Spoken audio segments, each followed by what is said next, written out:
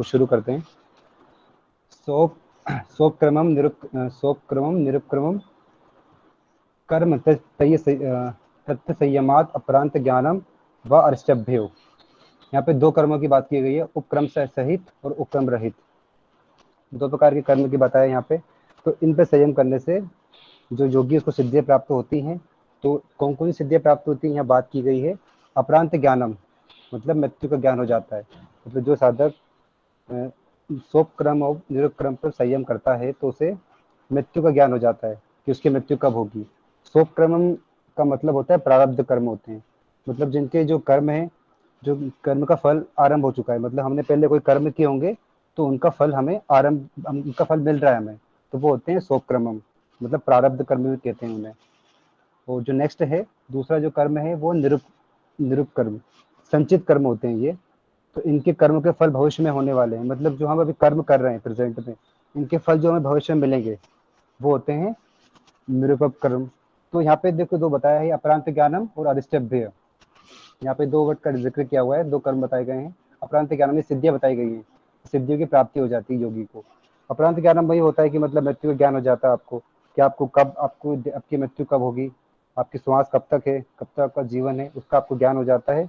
अरिष्टभ्य मतलब बताया यहाँ पे कि आने वाले दुख होते हैं, भविष्य में जो भी दुख आने वाले हैं, जो भी दुर्घटना आने वाली है, जिनकी संभावना रहती है आने की, तो उसका भी आपको ज्ञान हो जाता है जब आप सोपक्रमम और निरुपक्रम पर संयम करते हैं। नेक्स्ट सूत्र है मैत्रीदेशु बलानी। मैत्री आदि भावनाओं में संयम करने से मैत्री आदि का बल मिलता है। आप मुझे बताएंगे कोई कि ये सूत्र से रिलेटेड सूत्र कौन सा है, कोई बताना चाहेगा। मैत्री करुणा मैत्री मुदितो। करुणा मुदिता उपेक्षाणाम पुण्या पुण्य हाँ, सुख दुख कौन पुण्या सा पुण्यविषयाणाम। कौन सा सूत्र है ये और कौन से पाद में। 33 साधन ओके। पाद। Sorry first 33 okay, thank you. समाधि पाद में। ओके, थैंक यू पूजा जी, अच्छी जी। ठीक है, तो इस सूत्र में बताया है कि देखिए, बोला है मैत्री करुणा मुदिता, इन तीन प्रकार की भावनाओं का वर्णन दिया है इसमें। चौथी जो उपेक्षा है वहाँ भावना नहीं है, भावना का त्याग है। ठीक है, तो योगी जो साधक है वो मैत्री, मैत्री मतलब होता है सुखी व्यक्तियों से मित्रता का भावना। करुणा मतलब होता है दुखी व्यक्तियों से करुणा की भावना। मुदिता होता है पूर्ण आत्माओं के साथ प्रसन्न रहना, मतलब। तो जो योगी साधक है वो कभी मैत्री पे संयम करेगा तो उसे मित्रता का बल प्राप्त होगा। अगर वो करुणा पे संयम करेगा तो उसे करुणा बल प्राप्त होगा। और अगर वो मुदिता पर संयम करेगा तो उसे मुदिता का बल प्राप्त होगा। तो मतलब तीनों पर संयम करने से उसे तीनों का बल प्राप्त हो जाएगा। तो यही बताया गया है कि जो योगी है वो सब पे अलग अलग संयम करेगा या एक साथ संयम भी करेगा तो उसे तीनों का बल प्राप्त हो जाएगा। जिस पे संयम करेगा उसका उसका बल प्राप्त हो जाएगा। ठीक है, तो नेक्स्ट सूत्र में बताते हैं बलेसु हस्ति बलादीनी। भिन्न भिन्न बलों में, बलेशु मतलब भिन्न भिन्न बलों में संयम करने से हस्ति बलादीनी, हाथी आदि के बल के दृश्य संयम के अनुसार भिन्न भिन्न प्रकार के बल प्राप्त होते हैं। ठीक है, व्याख्या में देखें आप लोग सभी, यदि वह हाथी के बल में संयम करता है तो उसे हाथी के समान बल मिल जाता है। जो योगी है कभी वह हाथी के बल में संयम करता है तो उसे हाथी के समान बल मिल जाता है। यदि वह गरुड़ पक्षी है, गरुड़ के बल में संयम करता है तो उसे गरुड़ के समान बल मिल जाता है। यदि वह वायु के बल में संयम करता है तो वायु के समान बल मिल जाता है। इसी तरह वह जिसके भी बल में संयम करता है उसे वैसा ही बल प्राप्त हो जाता है। जो योगी है, जो साधना करता है, वह किसी के भी बल में संयम करेगा तो उसका बल उसे मिल जाएगा। तो इस सूत्र में यही बताया गया है। नेक्स्ट सूत्र है सूत्र नंबर 25। इसमें बात की गई है प्रवृत्त लोकन्या सात सूक्ष्म विवाहित विप्रकृष्ट ज्ञानम, है ना। यहाँ बात ज्योतिषमती प्रवृत्ति की बात की गई। यहाँ पे प्रवृत्त लोक लोकन्या सात ज्योतिषमती प्रवृत्ति का प्रकाश डालने से। ज्योतिषमती प्रवृत्ति क्या होती है, ज्ञान का प्रकाश होता है। मतलब योगी में ज्ञान का प्रकाश आ जाता है जब व्यक्ति विशोक हो जाता है। विशोक मतलब शोक रहित हो जाता है साधक, है ना, उसे ही ज्योतिषमती प्रवृत्ति कहते हैं। तो मतलब चित्त में जब उसका ज्ञान का उदय होता है, प्रकाश का ज्ञान का उदय होता है योगी के, तो उसे तो उस ज्ञान में संयम करने से तीन प्रकार के फल प्राप्त होते हैं उसे। कौन कौन से फल प्राप्त होते हैं तीन प्रकार के। देखिए यहाँ बताया गया है व्याख्या में, 3 प्रकार की वस्तु का प्रत्यक्ष साधारणता इंद्रियों से नहीं हो सकता। कौन कौन सी है वो? अत्यंत सूक्ष्म चीज होती है, जैसे परमाणु, महत्व तत्व, प्रकृति, जो भी अत्यंत सूक्ष्म होती है इसे हम अनुभव कर सकते हैं, जिससे हम साधारण इंद्रियों के द्वारा देख नहीं सकते। बुद्धि हुई, प्रकृति हुई, पंच तन्मात्राएं, जो भी चीज है इनको हम देख नहीं सकते, अति सूक्ष्म है ये, ठीक है। तो उसका उसे ज्ञान हो जाएगा तो वो उसे देख पाएगा। दूसरी है व्यवहित, मतलब छुपी हुई, अर्थात जो किसी पर्दे में छिपी हो, जैसे समुद्र में रत्न होते हैं, खान में सुवर्ण होते हैं, मणि आदि। साधारण मनुष्य इनको देख नहीं पाता है, पर जब योगी संयम कर लेता है इन पे तो उसको ये चीजें दिखने लगती हैं। तीसरी है विप्रकृष्ट, अर्थात जो दूसरे देश में वर्तमान में हो, जैसे हम, जैसे बताया, जैसे हम आसमान में बैठे हैं, वस्तु मारवाड़ में पड़ी है, तो ये तो आप समझ में नहीं आएगा आपको। मैं एग्जांपल देता हूँ, जैसे कि मैं यहाँ बैठा हूँ, मैं भोपाल में बैठा हूँ, कोई चीज यूपी में है मेरी, तो मुझे उसका ज्ञान हो जाएगा कि वो चीज कहाँ पे रखी है ना, तो उसका मुझे ज्ञान हो जाएगा। तो इन तीनों पर संयम करने से, तो इन तीनों पर संयम, जो संयम करेगा उसको सभी का ज्ञान हो जाएगा। मतलब जो चीजें अति सूक्ष्म है उसका ज्ञान हो जाएगा, जो छिपी हुई चीज है उनका ज्ञान हो जाएगा, और जो कई दूर देश में चीज है उसका ज्ञान हो जाएगा योगी को। तो इन पर संयम करने से उसे सभी का ज्ञान हो जाएगा। नेक्स्ट जो है, भुवन ज्ञानम सूर्य संयमात, सूर्य में संयमात, संयम करने से भुवन ज्ञानम, समस्त लोगों का ज्ञान हो जाता है ना। तो सूर्य पर संयम करने से पूरे 14 लोग बताए गए हैं, तो 14 लोगों का ज्ञान हो जाता है। तो 7 लोग तो जो होते हैं जो पृथ्वी के ऊपर वाले हैं, भू भुव स्वाहा महा जना तप सत्यम, और जो 7 लोग बच्चे हैं वो पृथ्वी के नीचे होते हैं। तो कोई मुझे बताएगा वो 7 लोग कौन से हैं? आप में से कोई बताएगा मुझे 7 लोग कौन पाताल, से हैं? महातल, सुरातल, तलातल और भूलवी। एनीवन, कोई दूसरा बताएगा? ठीक है, मैं बता देता हूँ। तो ये होते हैं अतल, वितल, सतुल, रसातल, तलातल, महातल, पाताल। पाताल, ये लोग पृथ्वी के नीचे वाले लोग होते हैं, ठीक है। 7 ऊपर होते हैं, 7 नीचे होते हैं। तो जो सूर्य में संयम करता है, जो भी साधक योगी सूर्य में संयम करता है, तो समस्त लोगों को, 14 लोगों का उसे ज्ञान हो जाता है। नेक्स्ट है, नेक्स्ट कुंदन भैया, ठीक है। चंद्रे ताराव्युग ज्ञानम। अब हम बात करते हैं ताराव्यूह की, कि ताराव्यूह को ज्ञान कैसे होता है हमें, ठीक है। तो चंद्रमा में संयम करने से, चंद्रमा में संयम करने से ताराव्यूह ज्ञानम, सभी तारों का ज्ञान हो जाता है। जब हम चंद्रमा में संयम करते हैं तो समस्त तारामंडल, नक्षत्र का ज्ञान हमें हो जाता है साधक को। जो भी योगी है वो जब इनमें चंद्रमा में संयम करता है तो उसे सभी तारामंडल का ज्ञान हो जाता है। ये सब सिद्धियां हैं, इनमें ज्यादा कुछ समझने की आवश्यकता नहीं है, आप बस सुने इनको, ठीक है। नेक्स्ट जो है 28वां सूत्र है, इसमें बात की गई है, अब हमने तारामंडल पे, तारों पे, तारों की जो समस्त तारामंडल पे हमने सिद्धियां प्राप्त कर ली है। अब जो नेक्स्ट है तारों की गति पे ज्ञान करना है हमें, है ना। तारों की गति का ज्ञान कैसे होगा? तो इसमें बताया गया है, ध्रुवे तदा, ध्रुवे तथा तद गति ज्ञानम। ध्रुवे तारों में संयम करने से उन तारों की गति का ज्ञान हो जाता है। ध्रुव तारा है, उसमें संयम करने से तारों की गति का ज्ञान, जो ध्रुव तारा सबसे स्पेशल तारा होता है, मतलब अलग ही दिखाई देता है वो, उसपे जब योगी संयम करता है तो तारों की गति का ज्ञान हो जाए कि तारे किस तरह से मूव कर रहे हैं, तारे कौन सा तारा कहाँ पे है, किस तरह से तारे हैं, इनका उससे ज्ञान हो जाता है। नेक्स्ट है सूत्र नंबर 29, नाभि चक्रे का कायव्य ज्ञानम। इसने बताया है, अब हम पढ़ते हैं कि काय व्यू मतलब शरीर रचना का ज्ञान कैसे होता है योगी को। तो इसने बताया है, नाभि चक्र में संयम से शरीर रचना का ज्ञान हो जाता है, क्योंकि नाभि में मणिपुर चक्र है हमारे, है ना।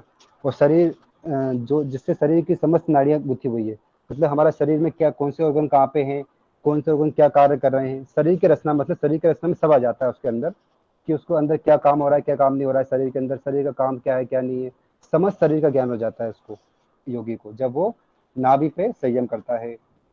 नेक्स्ट है, नेक्स्ट सूत्र है, इसमें हम बात करते हैं कि हमें भूख प्यास की निवृत्ति कैसे होती है, ठीक है। तो पतंजलि बताते हैं, कंठकूप में संयम करने से भूख और प्यास की निवृत्ति हो जाती है। मतलब कंठकूप में संयम करने से भूख प्यास की निवृत्ति हो जाती है। जब योगी कंठकूप में संयम करेगा तो उसे भूख प्यास की, उसकी जो भूख प्यास है वो मिट जाएगी, मतलब उसको जब वो चाहेगा तभी भूख लगेगी, ऐसे उसको भूख प्यास नहीं लगेगी, तो संयम कर लेता है उन पे, है ना, तो उसकी जो बाधाएं वगैरह होती है, भूख प्यास लगती है, वो सब मिट जाएगी। ठीक है। नेक्स्ट है, नेक्स्ट सूत्र में बताया है कि स्थिरता की प्राप्ति कैसे होती है साधक को, स्थिरता की प्राप्ति किस तरह से होती है, तो उसने बताया है कुर्म नाड़ीय कुर्म नाड़ीयम स्थैर्यम, तो इसने बताया कुर्म नाड़ी में संयम करने से स्थिरता की प्राप्ति होती है। ठीक है।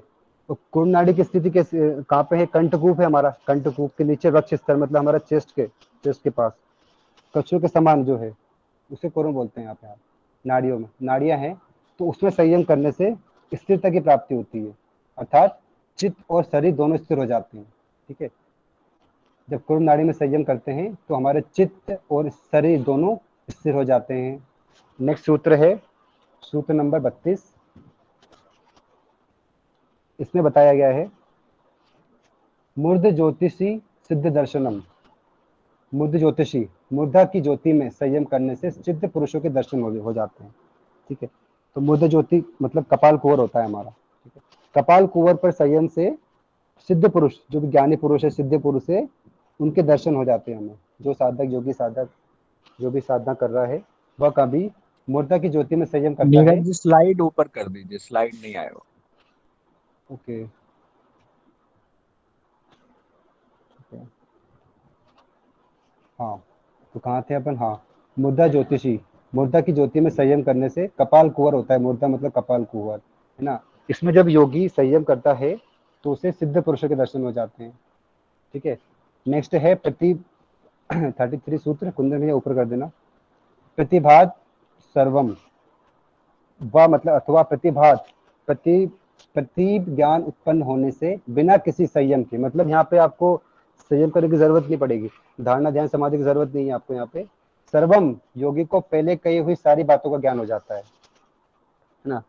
तो प्रतीत ज्ञान के उत्पन्न से बिना किसी संयम के योगी को पहले कही हुई सारी बातें ज्ञान हो जाता है, जो पहले ही बातें की गई है। इस सूत्र को हम आगे ही पढ़ेंगे, इसे बोला जिसका वर्णन इसी पाठ के 36वें सूत्र में बताया गया है। ठीक है, हम आगे पढ़ेंगे इसको।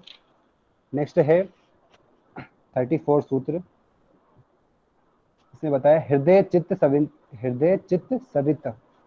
हृदय में संयम करने से, अब यहाँ बताया कि हम अ, अपने चित्त के स्वरूप पर ज्ञान करना है हमें, तो किस तरह से करेंगे हम।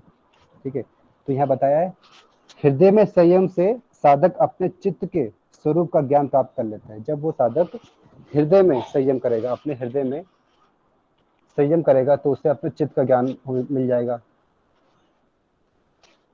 नेक्स्ट है 35 सूत्र, ये सूत्र थोड़ा कुंदन भैया नेक्स्ट सूत्र, हाँ 35 सूत्र, सत्व पुरुषो अत्यंत संकीर्णो प्रत्यय विशेष भोग परार्थ स्वाद संयमात पुरुष ज्ञानम। ठीक है, अब देखिए यहाँ पे आप लोग सभी ध्यान दें इसमें, सत्व मतलब बुद्धि होता है, और पुरुष जो कि दोनों परस्पर अत्यंत भिन्न है, पुरुष और बुद्धि दोनों अलग अलग हैं, किसी प्रकार भी सम्मिलित होने वाले नहीं है, मतलब यहाँ मिले हुए नहीं है। इन दोनों की प्रत्यय विशेष जो प्रतीति का भेद है वही भोग है। परार्थ स्वार्थ संयमात, परार्थ क्या होता है, परार्थ क्या होता है, तो मुझे बताएगा परार्थ का मतलब क्या होता है, एनीवन। परार्थ मतलब दूसरों में लग्न रहना। जब हम दूसरों में लग्न रहते हैं, दूसरों के कार्य में, उसको हम परार्थ कहते हैं। बहुत बढ़िया मीनाक्षी जी। परार्थ का एग्जैक्ट मीनिंग होता है संसारिक मोह माया होती है, कि हम किसी दूसरे के बारे में सोच रहे हैं, है ना, जो भी संसार में चीजें हो रही हैं उनके बारे में सोचे आ रहे हैं, तो ये इसका मतलब परार्थ होता है, मतलब स्वयं के बारे में कुछ नहीं करना है, कि दूसरों के बारे में सोच रहे हैं, मोह माया में लिपटे हुए हैं, तो परार्थ का मतलब ये होता है। तो ठीक है, और ये यहाँ पे बताया, देखिए सत्व बुद्धि मतलब बुद्धि और पुरुष, है ना, बुद्धि और पुरुष को एक मान लेना। बुद्धि और पुरुष एक कब होते हैं, मतलब उनको एक कब मानते हैं अपन, बुद्धि और पुरुष जब एक हो जाते हैं तो वो अस्मिता हो जाता है। अस्मिता अविद्या के कारण होता है, जब हमारे अंदर अविद्या की भावना आ जाएगी तो हम पुरुष और बुद्धि को एक मान लेंगे। ठीक है, हम जानते हैं कि पुरुष और बुद्धि अलग अलग है, भिन्न भिन्न है, पर उसको एक मान लेते हैं, तो वो अविद्या के कारण होता है, तो हम उसे अस्मिता कहते हैं। पर जब जब यहाँ बताया है कि परार्थ और स्वार्थ प्रतीत, इन दोनों में परार्थ और स्वार्थ प्रतीत, इन दोनों में जब योगी भेद कर पाता है, मतलब इन दोनों में भेद भेद कर लेगा कि जो बुद्धि है और पुरुष है ये भिन्न भिन्न है, अलग अलग है, एक नहीं है ना, इनमें जब भेद कर लेगा तो उसे पुरुष का ज्ञान हो जाएगा। ठीक है, जब तक कि पहले तो वो भेद नहीं कर पा रहा है, जब उसमें भेद कर लेगा मतलब स्वयं में स्वयं को जान जाएगा वो कि हाँ स्वयं में, यहाँ बोला है स्वार्थ संयमात परात प्रतीति से भिन्न, जो स्वार्थ प्रतीति है, स्वार्थ प्रतीति में जब वो संयम कर लेगा तो उसे पुरुष का ज्ञान हो जाएगा। ठीक है, तो यहाँ यही बताया है कि स्वयं में स्वयं का उसे स्वयं में जिसको संयम करना है तो उसे पुरुष का ज्ञान हो जाएगा। तो इसमें इतना ही बताया है, ज़्यादा डिटेल में जाऊंगा तो काफ़ी टाइम लग जाएगा क्योंकि काफ़ी बड़ा सूत्र है ये। नेक्स्ट है तत्प्रतीप श्रवण वेदन आदर्श अस्वाद वार्ता जयंते। अब यहाँ पे 6 सिद्धि बताई गई है, ऊपर लिखा हुआ है उक्त संयम से पुरुष का ज्ञान होने पर पूर्व जो सिद्धियां योगी के सामने आती है उनका वर्णन करते हैं। पतंजलि कहते हैं उक्त संयम से पुरुष का ज्ञान होने के पूर्व जो सिद्धियां योगी के सामने आती है उनका वर्णन करते हैं। सिद्धियां कौन कौन सी आती हैं? प्रतीप श्रवण वेदन आदर्श अस्वाद वार्ता, ये 6 सिद्धियां प्रकट होती हैं। ठीक है, अब इस 6 सिद्धि के बारे में हम जानते हैं। प्रतीप क्या होता है? प्रतीप हमने पढ़ा था पिछले सूत्र में, इसका वर्णन 33वें सूत्र में आया हुआ है। इससे भूत भविष्य वर्तमान एवं सूक्ष्म ढकी हुई और दूसरे देश में स्थित वस्तु प्रत्यक्ष हो जाती है, मतलब बिना संयम के। प्रतीप ज्ञान क्या होता है कि बिना संयम के, तो इससे भूत मतलब जो चीजें घट गई हैं, भविष्य में चीज आने वाली हैं, वर्तमान जो चल रही हैं, एवं सूक्ष्म जो अति सूक्ष्म है, जो दिखाई नहीं देती है, ढकी हुई चीजें, दूर देश में स्थित वस्तुओं का ज्ञान हो जाता है, उसे दिखने लगती साधक को। श्रवण क्या होता है? इससे दिव्य शब्द सुनने की शक्ति आ जाती है। जब साधक को ये सिद्धियां प्राप्त होती हैं तो उसमें क्या होता है? श्रवण मतलब होता है दिव्य शब्द, है ना। शब्द क्या है? सब तन मात्राएं। ठीक है, ये सब पंच तन मात्राएं हैं। शब्द सुनने की शक्ति आ जाती है उसके अंदर, है ना। वेदन क्या होता है? इससे दिव्य स्पर्श का अनुभव करने की शक्ति आ जाती है। आदर्श, आदर्श मतलब होता है इससे दिव्य रूप का, यहाँ पे रूप की बात की गई है, देखिए ऊपर शब्द स्पर्श रूप गंध रस गंध, ये सब पंच तन मात्राएं, है ना। इससे दिव्य रूप का दर्शन करने की शक्ति आ जाती है। आस्वाद जो 5वीं है, आस्वाद, इससे दिव्य रस का अनुभव करने की शक्ति आ जाती है। नेक्स्ट जो है वार्ता, इससे दिव्य गंध का अनुभव करने की शक्ति आ जाती है। ठीक है, इससे क्वेश्चन बनता है एग्जाम में, तो ये बहुत इंपॉर्टेंट सूत्र है, काफी सारे क्वेश्चन आए हैं इससे, तो आप लोग अच्छे से पढ़ें इसे। ठीक है, तो ये सभी सिद्धियां हैं, समाधि की सिद्धि में विघ्न है। अगले सूत्र में बताते हैं हम। ते समाध ते समाध ते समाध ते समाध पूर्वक ते समाधो उपसर्गः वित्थाने सिद्धयः। उक्त 6 प्रकार की सिद्धियां साधक के सामने आए तो इनका त्याग कर देना चाहिए, बताया है। ठीक है, जो साधक है, जो योगी है, उसको ये सिद्धियां मिल गई हैं पर उसको उससे त्याग कर देना चाहिए, क्योंकि ये उसके साधन में विघ्न स्वरूप है। जो भी सिद्धियां मिली है उसको, जैसे कि ये रस है, स्पर्श है, रूप है, गंध है ना, जो भी सिद्धियां मिली उसको, वार्ता स्वाद आदर्श वार्ता, ये सब मिली है उसको, तो उसको उसे त्याग कर देना चाहिए। ठीक है ना, ये तो उसकी समाधि में विघ्न है ये। नेक्स्ट बताया है 38। इसमें बात की गई है दूसरों के शरीर में प्रवेश करने की सिद्धि कैसे प्राप्त होती है साधक को। ठीक है, इसमें बताया है कि हम दूसरों के शरीर में प्रवेश कैसे करते हैं, सिद्धि कैसे प्राप्त होती है। ठीक है, नेक्स्ट है बंधन कारण शैथल्यात् च प्रचार संवेदनात् चित्तस्य पर शरीरावेशः। ठीक है, यहाँ आप देखेंगे बंधन के कारण, कर्म की शीतलता से, और च मतलब और, प्रचार संवेदना चित्त की गति का भली भांति ज्ञान होने से, चित्त का पर शरीर वेशः दूसरों के शरीर में प्रवेश किया जा सकता है। ठीक है, आप व्याख्या देखेंगे, काफी अच्छा एक्सप्लेन किया है। चित्त के बंधन का कारण कर्म संस्कार है। हमारे जो चित्त है उसके बंधन का कारण क्या है? हमारे कर्म संस्कार है, हमारे पूर्व कर्म संस्कार है ना, वो चित्त का बंधन का कारण है। कर्मों का फल भुगतने के लिए ही यहाँ जो चित्त है हमारा, अपने कर्मों का फल भुगतने के लिए ही किसी एक शरीर में बंधे रहने के लिए बाध्य होता है। उक्त बंधन के कारण रूप कर्म संस्कार जब मनुष्य, मतलब जो उक्त बंधन के कारण रूप कर्म संस्कारों को जब मनुष्य समाधि के अभ्यास द्वारा, जो कर्म संस्कार है उसके समाधि के अभ्यास से, सिर्फ समाधि के अभ्यास करेगा साधक, उसको शीतल कर लेगा, मतलब उसको बहुत ईजी कर लेगा उनको, करके चित्त को स्वच्छ बना ले, स्वच्छ जो चित्त है उसका, उसको निर्मल बना लेगा। समाधि के अभ्यास से जो चित्त है, कर्म संस्कार है, उनको निर्मल बना लेता है। और साथ ही साथ जिन जिन मार्गों द्वारा चित्त शरीर में विचारता है, मतलब जिन शरीर जो चित्त है हमारा, जो भी जिस दूसरे के शरीर में जाता है, उनका भी उसे ज्ञान हो जाता है। उन मार्गों का और उन चित्त की गतियों का भी भली भांति जान लेता है, उनका ज्ञान हो जाता है उसे, साधक को। तब उसमें यह सामर्थ्य आ जाती है कि वह अपने चित्त को शरीर से बाहर करके दूसरे के, मृत या मरा हुआ व्यक्ति है या जीवित व्यक्ति है, किसी भी शरीर में प्रवेश कर सकता है। मतलब अपने चित्त को किसी और के शरीर में वो डाल सकता है, उसमें यह सामर्थ्य आ जाती है। ठीक है, सिद्धियां मिल जाती है उसको इतनी। चित्त के साथ साथ उसकी इंद्रिय भी जहाँ चित्त जाता है वहां अपने आप चली जाती है। ठीक है, आप लोग को समझ में आया होगा। नेक्स्ट सूत्र है 39। उदान जयात जल पंक कट कदिशु असंग च उत्क्रांति ही। उदान जयात, उदान वायु को जीत लेने से जल कीचड़ कंट कादिशे मतलब होते कंकड़, है ना।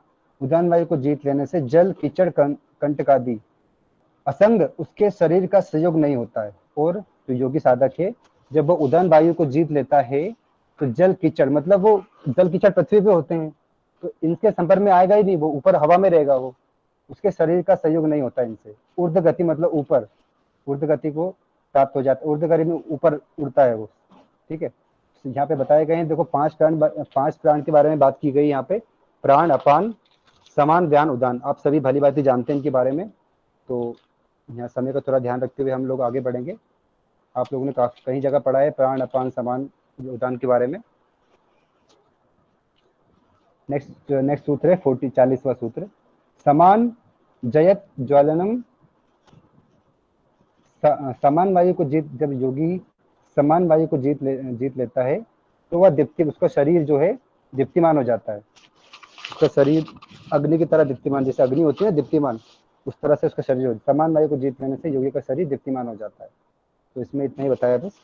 ठीक है, नेक्स्ट सूत्र है सूत्र नंबर 41। श्रोत काशयो संबंध संयमात दिव्यम श्रोत्रम। ठीक है, यहाँ बताया है श्रोत्र काशयो, श्रोत्र मतलब कान होता है, और आकाश के संबंध संयमात, संबंध में संयम कर लेने से योगी के श्रोत दिव्य हो जाते हैं, है ना। तो मतलब जब वो आकाश में संयम कर लेता है, श्रोत कान और आकाश में संयम करने से योगी के संबंध कर लेने से योगी के दिव्य श्रोत दिव्य हो जाते हैं, उसके कान, उसके सुनने की क्षमता दिव्य हो जाती है। फिर वहाँ सूक्ष्म से भी सूक्ष्म शब्दों को सुन सकता है, मतलब जो शब्द सबसे सूक्ष्म है उनको भी सुन सकता है, तथा किसी भी वस्तु के ढके हुए शब्दों को भी सुन सकता है। और जो शब्द कहीं भी दूर देश से बोला हो, जैसे मैंने यहाँ से बोला, मैंने बोला कुंदन भैया, मैं यहाँ से कुंदन भैया बोल रहा हूँ, या कुंदन भैया मुझे आवाज़ दे रहे हैं, तो मुझे यहाँ सुनाई दे जाएगा, कुछ भी चीज़ें होती हैं। तो ये उसके अंदर सिद्धियाँ मिल जाती है उसको, साधक को। जो शब्द कहीं दूर देश में बोला जाए उसे भी सुन सकता है, क्योंकि आकाश सब जगह होता है। जब आकाश में संयम कर लेता है तो उससे सिद्धियाँ प्राप्त हो जाती है। तो आकाश में संयम करने से किसी दूर देश में, आकाश और कान में संयम करने से किसी दूर देश में कई बातें उस साधक को सुनाई दे जाती हैं। इस कारण उसके अंदर कहीं भी होने वाला सब तत्काल सर्वत्र प्राप्त हो जाता है। अतः जिसकी श्रोत इंद्रियां, सुनने की जो इंद्रियां हैं, दिव्य यानी अलौकिक हो जाती हैं, तो वहां जहां चाहे जिस शब्दों को जहां पर वहां पर सुन सकता है। ठीक है, नेक्स्ट है आज का मेरा लास्ट सूत्र है काय काशायो संबंध संयमात च लघु तुल समापत्ते आकाश गमनम। काय काशायो, शरीर और आकाश के संबंध में संयम करने, शरीर और आकाश का बोला यहाँ पे, ऊपर शरीर और कान का, ऊपर कान का और आकाश का बोला था। शरीर और आकाश के संबंध में संयम करने से, हल्की वस्तुएं आदि में संयम करने से आकाश गमनम, आकाश में चलने की शक्ति आ जाती है। ठीक है, जब योगी शरीर और आकाश में संयम कर लेता है तो उसे आकाश गमन की शक्ति, मतलब आकाश में उड़ने की शक्ति उसके अंदर आ जाती है। ठीक है, यहाँ पे एग्जाम्पल दिया है, रूही का एग्जाम्पल भी दिया हुआ है कि मतलब जो इंसान सूक्ष्म से सूक्ष्म, हल्की से हल्की, जो साधक है हल्की से हल्की वस्तु में संयम करेगा तो उसे ना आकाश में उड़ने की शक्ति प्राप्त होगी। जैसे रूही बहुत हल्की होती है, तो उसमें संयम करेगा वो तो उसे रुई के समान उसका शरीर हो जाएगा, तो वो आकाश में उड़ने लगेगा। लास्ट में बोला है पीछे, देखिए यहाँ पे कहाँ बोला है, अतः वह अपने शरीर को अत्यंत हल्का बनाकर आकाश में गमन कर सकता है। इसी तरह योगी जब किसी भी सूक्ष्म धुनी हुई रुई या बादल आदि वस्तुओं में संयम करके तद्रूप हो जाता है, तब उससे भी उसको आकाश गमन की योग्यता मिल जाती है।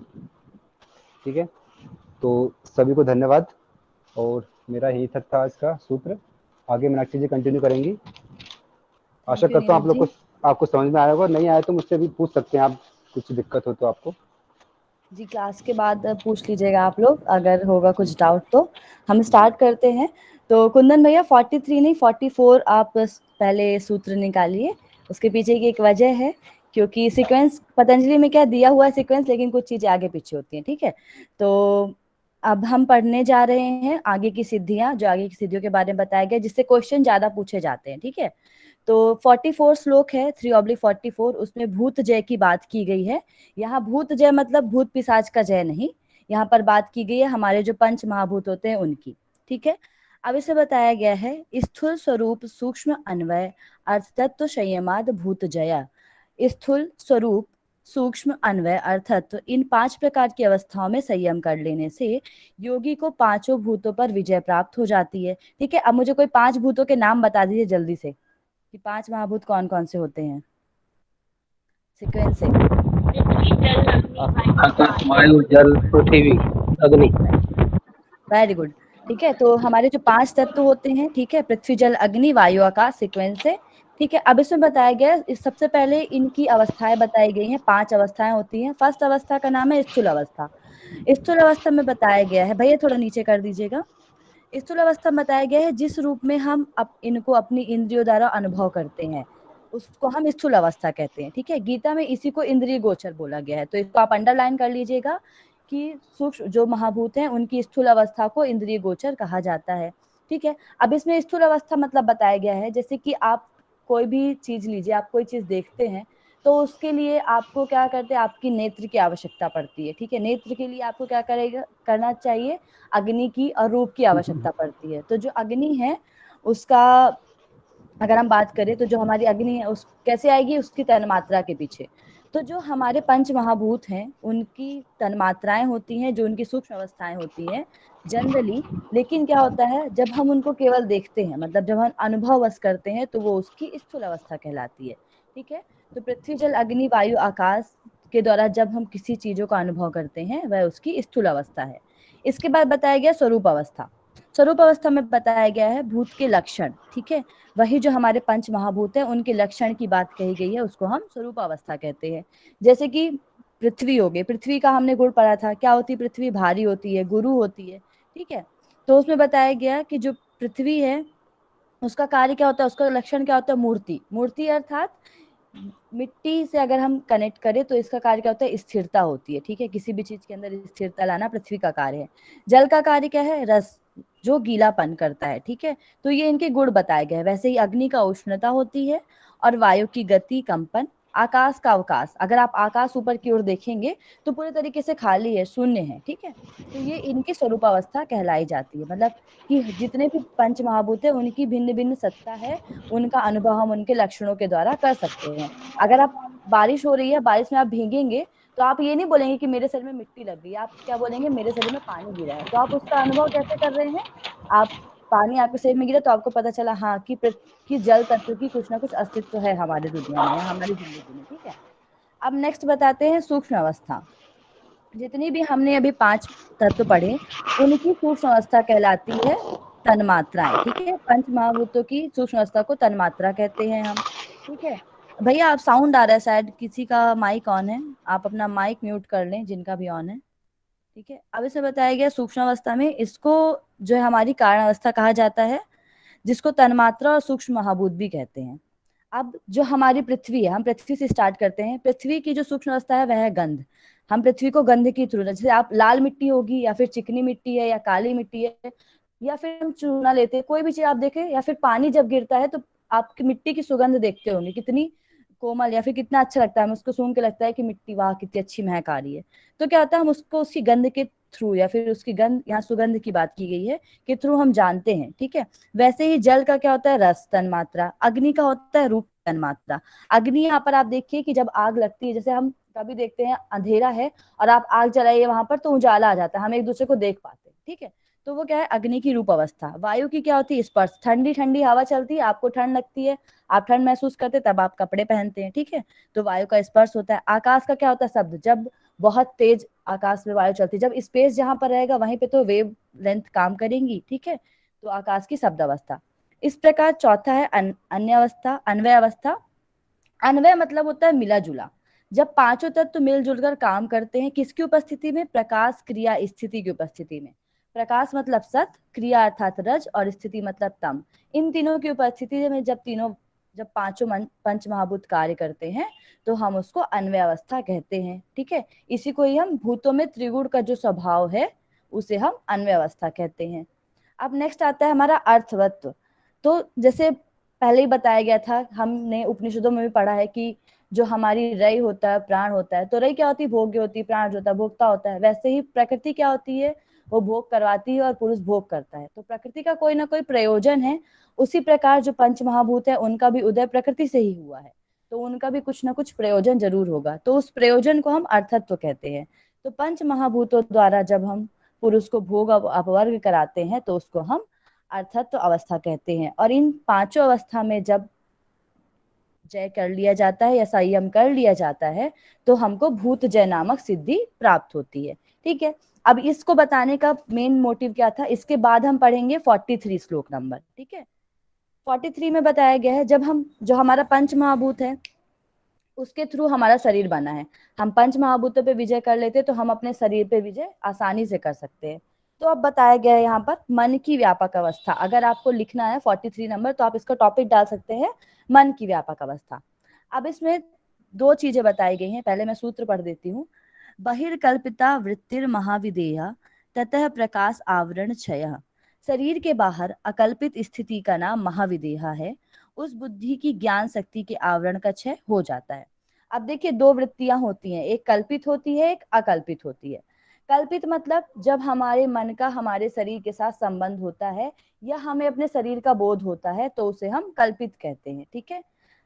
कल्पित अकल्पित में क्या होता है, जब साधक जो योगी है जब वो अपने प्राणों पर विजय पा लेता है, अपने शरीर पर विजय पा लेता है, तो वह क्या करता है, अपने शरीर को त्याग कर, मतलब उसका शरीर को शरीर रहेगा लेकिन अपने शरीर से मन को बाहर निकाल के संसार में विचरण करने लग जाता है, तो हम उसको अकल्पित कहते हैं। और वही अकल्पित वृत्ति जो है महाविदेहा कहलाती है। तो आपको डेफिनेशन डायरेक्ट पूछ सकता है महाविदेह वृत्ति क्या होती है, तो शरीर के संबंध जो है मन के साथ है, और जब मन शरीर के बाहर चला जाता है और बाहर की वृत्तियों का लाभ उठाता है तो उसको हम अकल्पिता वृत्ति कहते हैं। अब जब हम इस महाविदेह स्थिति में पहुंचते हैं तो हमारे जो शरीर है, इसमें बताया गया कि महाविदेहा में क्या होता है, उस प्रकाश आवरण क्षय, उस बुद्धि की ज्ञान से आवरण का क्षय हो जाता है। अब आप सोचेंगे कि आवरण का क्षय हो गया, बुद्धि की नाश हो गई, तो क्या होगा, यहाँ पर कर्म संस्कारों की बात करी गई है, ठीक है। जब हम महाविदेह स्थिति में आ जाते हैं तो जितने भी कर्म संस्कार हमारी बुद्धि में हैं उन सभी कर्म संस्कारों का क्षय हो जाता है। हमारी बुद्धि जो है वह निश्चयात्मिका बुद्धि बन जाती है और वह एक सात्विक बुद्धि बन जाती है, ठीक है। तो वहां पर बात की गई है जब हम अकल्पित वृत्ति की अवस्था में आते हैं जिसे महाविदेहा कहा जाता है, और उस स्थिति में आने के बाद उसके प्रकाश का आवरण क्षीण हो जाता है। यही लाभ हमने कहीं पर पढ़ा था, किसी को याद हो तो मुझे प्लीज बताए, प्रकाश आवरण क्षय वाला किसी को याद प्राणायाम है? का फल, किसका फल? प्राणायाम का। प्राणायाम का। Very good. तो प्राणायाम का फल हमने पढ़ा था तत्व क्षेत्र प्रकाश आवरण। अब उसमें ये थोड़ी है कि हमने प्रकाश का आवरण मतलब हमने बुद्धि हटा दी, नहीं, वहां पर हम अपने शरीर का धीरे धीरे जो है प्यूरिफिकेशन कर रहे हैं, वैसे ही यहाँ पर हम अपने माइंड लेवल पर आते हैं, हमारी बुद्धि के स्तर पर आते हैं, और यहाँ पर बुद्धि में जितने कर्म संस्कार हैं जिनके वजह से हमारी विद्या जो है ढकी हुई है उसको हम उस आवरण को हटाते हैं, ठीक है, उस प्रकाश के आवरण को हटाते हैं और अपनी बुद्धि को सात्विक बनाते हैं, ठीक है। तो ये जो है आप इसको मन की व्यापक अवस्था भी कह सकते हैं या फिर भूत जय के बाद मिलने वाली सिद्धि भी कह सकते हैं। अब हम आते हैं 45 पे। नेक्स्ट भैया, यहाँ तक आप लोग को समझ में आया होगा शायद, ठीक है, ओके। अब हम पढ़ने जा रहे हैं कि हमने जो भूत जय कर लिया, उसके बाद तो हमने पहले वाला पढ़ लिया कि महाविदेहा की स्थिति आती है और उसके बाद जो हमारा प्रकाश आवरण क्षीण होता है। उसके बाद बताया गया जब हम भूत जय कर लेते हैं तो उसके परिणाम बताए गए हैं कुछ। तो आपसे क्वेश्चन पूछा जाए कि भूत जय के परिणाम क्या है, उन पे विजय प्राप्त करने से क्या क्या हो जाता है। तो यहाँ पर 3 चीजें बताई गई हैं, 3 सिद्धियां हैं, उनको अलग अलग श्लोक द्वारा बताया गया है, इस श्लोक में ही बताया, ठीक है। तो सबसे पहले बताया है तत् अणिमादि प्रादुर्भाव काय संयमत वर्धमान विघातश्च, ठीक है। इसमें ये बोला गया है तत् मतलब उस भूत जैसे अणिमादि 8 सिद्धियों का प्रकट हो जाता है, काय सम्मत की प्राप्ति होती है और भूतों के धर्म में जो बाधा है वह उत्पन्न नहीं होती है। तो 3 प्रकार के जो हमें परिणाम है भूत जय के मिलते हैं या फिर फल मिलते हैं। पहला हो गया अणिमादि सिद्धि, दूसरा है आपका काय सम्मत, तीसरा है आपको किसी भी तरीके का घात नहीं होगा उन भूतों से, ठीक है। अब देखिए पहला बताया गया है, मैं थोड़ा नीचे करेंगे, अणिमादि जो हमारी सिद्धियां हैं, अब बताया गया है हाँ, अणिमादि सिद्धियां 8 होती हैं, ठीक है। यह सिद्धियां हनुमान जी को प्राप्त थी, तो इनके अर्थ आप जान लीजिए, ये सही जोड़ी मिलान में आते हैं, ठीक है।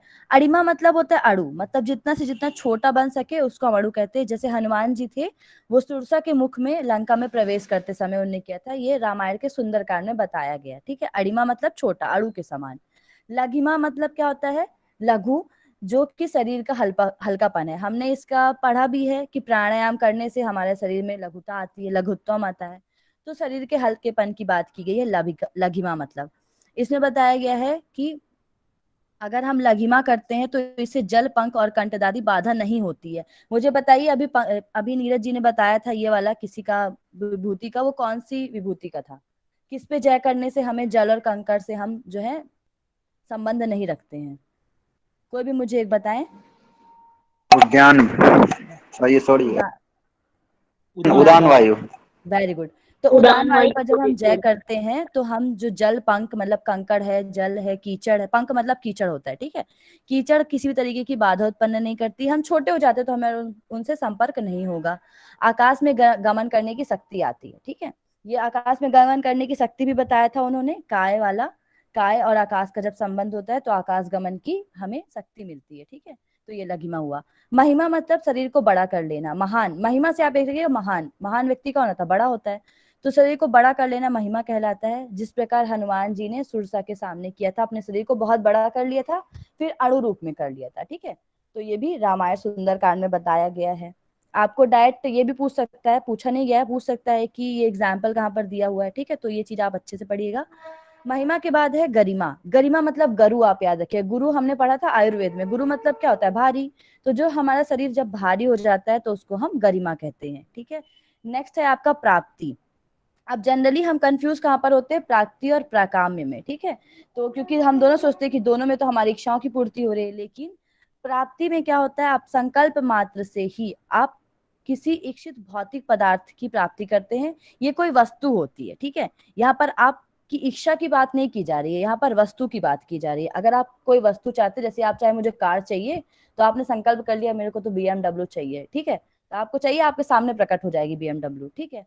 पराकाम में मतलब आपकी इच्छा की पूर्ति बिना बाधा के आना। तो वो आपकी इच्छा की पूर्ति की JRF क्लियर हो जाए। वो कोई वस्तु नहीं है, लेकिन आपकी इच्छा की पूर्ति, आपकी इच्छा होगी पूरी तो आपको सेटिस्फेक्शन मिलेगा, ठीक है। तो प्राप्ति और प्रकाम में यही अंतर है। प्राप्ति में वस्तु हमें प्राप्त होती है, प्रकाम में इच्छा पूर्ति होती है बिना किसी बाधा के, ठीक है। वशित्व मतलब क्या होता है, जो हमारे 5 महाभूत हैं और जो उनसे उत्पन्न होने वाले पदार्थ हैं, उसमें हम उसको हम वश में कर लेते हैं, ठीक है। मतलब कि अगर हम जो चाहें, कि अगर हम जल में चाहें तो जल में चल सकते हैं। आपने मूवीज देखी होगी कि पानी के ऊपर से चलने लग जाते हैं, और हम चलने की कोशिश करें तो हम लोग डूब जाएंगे, क्योंकि हम योगी नहीं है, ठीक है। इसी तो मतलब क्या होता है, उस भूत और भौतिक पदार्थों का नाना प्रकार से उत्पन्न करने की और शासन करने का सामर्थ्य। ईशित तो मतलब ईश्वर से हम यहाँ पर कोरिलेट किया गया है। जो ब्रह्मा जी हैं वो क्या है, सृष्टि करता है। रुद्र क्या है, संहार करता है। विष्णु क्या है, पालन करता है, ठीक है। तो ये तीनों अपना वर्क करते हैं। उसी प्रकार यहाँ बताया गया है कि इनके अंदर उत्पन्न करने की और नष्ट करने की सामर्थ्य होती है, ठीक है। Very good. नेक्स्ट हम पढ़ते हैं, आप लोग को यहाँ तक समझ आ गया होगा। अब हम यहाँ पर पढ़ते हैं दूसरा, इसमें बताया था काय सम्मत, जिसके बारे में यहाँ पर 46 नंबर सूत्र में दिया है। शरीर की संपदा बोल सकते हैं, यहाँ पे पूछा जा सकता है कि शरीर की संपदाएं कौन कौन सी है, ठीक है। तो 4 संपदाएं हैं यहाँ पर। रूप लावण्य बल वज्र सम्मन्त्वानि काय सम्मत, मतलब कि रूप लावण्य बल और वज्र के समान संगठन ये शरीर की संपदाएं हैं। ये क्वेश्चन डायरेक्ट पूछ लेता है, तो आप चार शरीर की संपदाएं होती, याद रखिएगा। रूप मतलब क्या होता है? अतिशय सौंदर्य, जब बहुत ज्यादा सुंदर हो जाता व्यक्ति तो उसको रूप कहते हैं, ठीक है। तेज आ जाता है। लावण्य मतलब आकर्षण, लोग उसकी तरफ जल्दी अट्रैक्ट होते हैं, ठीक है। बल मतलब कि आपके अंदर बहुत ज्यादा शक्ति हो जाएगी। वज्र मतलब कि आपके शरीर के अंगों में किसी भी, जो हमारी वज्र नाली होती है वैसे कि पूरी तरीके से परिपूर्ण होगा, किसी भी तरीके की दिक्कत नहीं आएगी, दृढ़ हो जाएगा शरीर, ठीक है। तो चार चीजें हैं, रूप लावण्य बल और वज्र। अब नेक्स्ट बताया गया है भूत जय होने पर योगी को महाभूतों से अभिघात, सूत्र में नहीं ऊपर ही बताया था, बता देती हूँ। इसमें क्या होता है कि कोई भी अगर हमारे पंच महाभूत है तो वो हमारे सामने रुकावट नहीं लाएंगे। जैसे कि आग है, वो हमें जला नहीं सकती, वायु हमें सुखा नहीं सकती। जैसे कि हमने गीता में पढ़ा था कि अदाह है, जो आत्मा है उसको कोई जला नहीं सकता, उसको वायु जो है वेग की तरह उड़ा नहीं सकती है, ठीक है, सुखा नहीं सकती वायु। तो वैसे ही यहाँ पे बताया गया, जब हम भूतों पे जय कर लेते हैं तो पंच महाभूत हमें किसी भी तरीके से दिक्कत या परेशानी नहीं पहुंचाते, ठीक है, किसी भी तरीके की बाधा उत्पन्न नहीं करते। अब यहाँ पर नेक्स्ट जो है हमारा सूत्र, उसमें बताया गया इंद्रिय जय की बात। अभी हमने भूत जय की बात की थी, तो भूत जय भी प्रकृति से उत्पन्न था। अब यहाँ पर इंद्रिय जय की बात की गई है। इंद्रियां भी जो है वो हमारी प्रकृति से ही व्युत्पन्न हुई है। यहाँ पर बताया गया है ग्रहण स्वरूप अस्मिता अन्यव अर्थत्व संयमादि इंद्रिय जया, मतलब कि ग्रहण स्वरूप अस्मिता, अन्वय, अर्थत्व, इन पांच अवस्थाओं में संयम करने से मन सहित समस्त इंद्रियों पर विजय प्राप्त हो जाती है। अब देखिए दोनों में सीक्वेंस वही है, एक चीज याद रखिएगा, आप लोग को साथ साथ याद भी करा दूंगी। स्थूल के साथ आप ग्रहण याद रखिएगा, स्वरूप अवस्था है ही सेकंड में। सूक्ष्म के साथ आपको यहाँ पर अस्मिता करना है, अन्वय और अर्थत्व, ठीक है। ये पांच सीक्वेंस याद करिएगा। अब ग्रहण मतलब यहाँ पर इंद्रिय की बात कर रहे हैं, तो हमने सूक्ष्म में पढ़ा था कि भूत की अनुभव की स्थिति, वैसे ही जब हम इंद्रियों को बोध करते हैं वह ग्रहण कहलाता है। स्वरूप मतलब इंद्रियों की मूल प्रकृति, यानी मन और इंद्रियों का स्वाभाविक स्वरूप जो अपने अपने स्थान में विद्यमान रहता है, उनके लक्षण, ये सब उनकी स्वरूप अवस्थाएं कहलाती है, ठीक है। अब अस्मिता आता है, तो जिस प्रकार हमने पढ़ा था कि जो हमारे पंच महाभूत है उनकी उत्पत्ति पंच तन्मात्रा से हुई है, तो पंच तन्मात्रा उनकी सूक्ष्म अवस्था है। उसी प्रकार जो हमारी इंद्रियां हैं वो भी जो है, जो 11 इंद्रियां, एकादश इंद्रियों के बारे में बताई गई हैं, वह सभी भी अस्मिता से उत्पन्न हुई है। अस्मिता का यहाँ अर्थ है अहंकार। हमने पढ़ा था प्रकृति और पुरुष का मिलन होता है, फिर बुद्धि की उत्पत्ति होती है, फिर अहंकार, और फिर अहंकार से 11 इंद्रियों की भी उत्पत्ति होती है, ठीक है। तो उन 11 की इंद्रियों की सूक्ष्म अवस्था जो है वह अस्मिता कहलाती है, जिसे हम अहंकार कहते हैं। अब अन्वय आता है, तो जो हमारी सारी इंद्रियां हैं, मन सहित सारी इंद्रियों जब प्रकृति के त्रिगुण के स्वभाव में आती हैं, या फिर जिसे हम कहते थे प्रकाश क्रिया स्थिति, इन सब के साथ मिलकर कार्य करती हैं, तो इसको हम अन्वय कहते हैं। अब हमने पढ़ा था भूत जय का कुछ ना कुछ प्रयोजन होता है भूतों का, वैसे ही हमारी इंद्रियों का भी कुछ ना कुछ प्रयोजन होता है। उनका क्या प्रयोजन होता है? पुरुष को भोग व अपवर्ग, ठीक है, तो पुरुष को भोग व अपवर्ग ये प्रदान करती हैं। तो यहाँ पर आपका इंद्रिय जय समाप्त होता है। अब बताया गया, अब इंद्रियों पर अगर हम विजय प्राप्त कर लेते हैं तो हम क्या करेंगे? अपनी प्रकृति पर भी विजय प्राप्त करेंगे, ठीक है। भूत जय हो गए, इंद्रिय जय हो गए, तो हमें क्या होगा? प्रकृति पर विजय प्राप्त होगी। अब इसके फल बताया गया है कि इंद्रिय जय के क्या क्या फल हमें मिलते हैं, ठीक है। तो 3 फल भूत जय के थे, अणिमादि सिद्धियां, आपका शरीर की संपदाएं, और कोई भी घात नहीं आना, कोई भी बाधा नहीं आना। उसी प्रकार यहाँ पर भी 3 आपको जो है लाभ बताए गए हैं या परिणाम बताए गए हैं। बताया है ततो मनोजयित्वम विकरण भाव प्रदान जयश्च, उस इंद्रिय जय से मन के सदस्य गति, मतलब मनोजयित्वम, पहला है मनोजयित्वम जिसका अर्थ होता है मन के सदस्य गति। इनके अर्थ भी आप याद रखिएगा, अर्थ भी पूछे जा सकते हैं, ठीक है। विकरण भाव मतलब शरीर के बिना भी विषयों का अनुभव करने की शक्ति, अगर हमारे पास शरीर नहीं है तो भी हम विषयों का अनुभव कर सकते हैं। और तीसरा है प्रधान जय, प्रकृति पर अधिकार, ठीक है। इसलिए मैंने बोला जब हम इंद्रियों पर जय कर लेते हैं तो प्रकृति पर अपने आप हमें विजय प्राप्त हो जाती है। तो 3 चीजें हैं यहाँ पर। पहला हो गया मनोजयित्वम, हम मन के अनुसार गति कर सकते हैं, मन जहां चाहे वहां जा सकता है, ठीक है।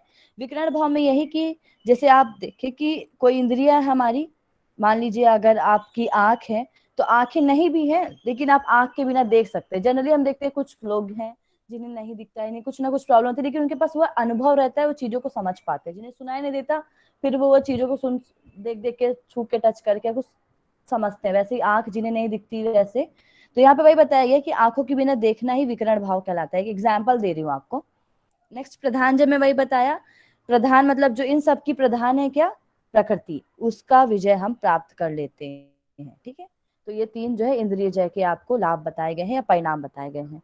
अब नेक्स्ट सूत्र पे आते हैं हम, सूत्र नंबर 49 और 50 हम साथ में पढ़ेंगे।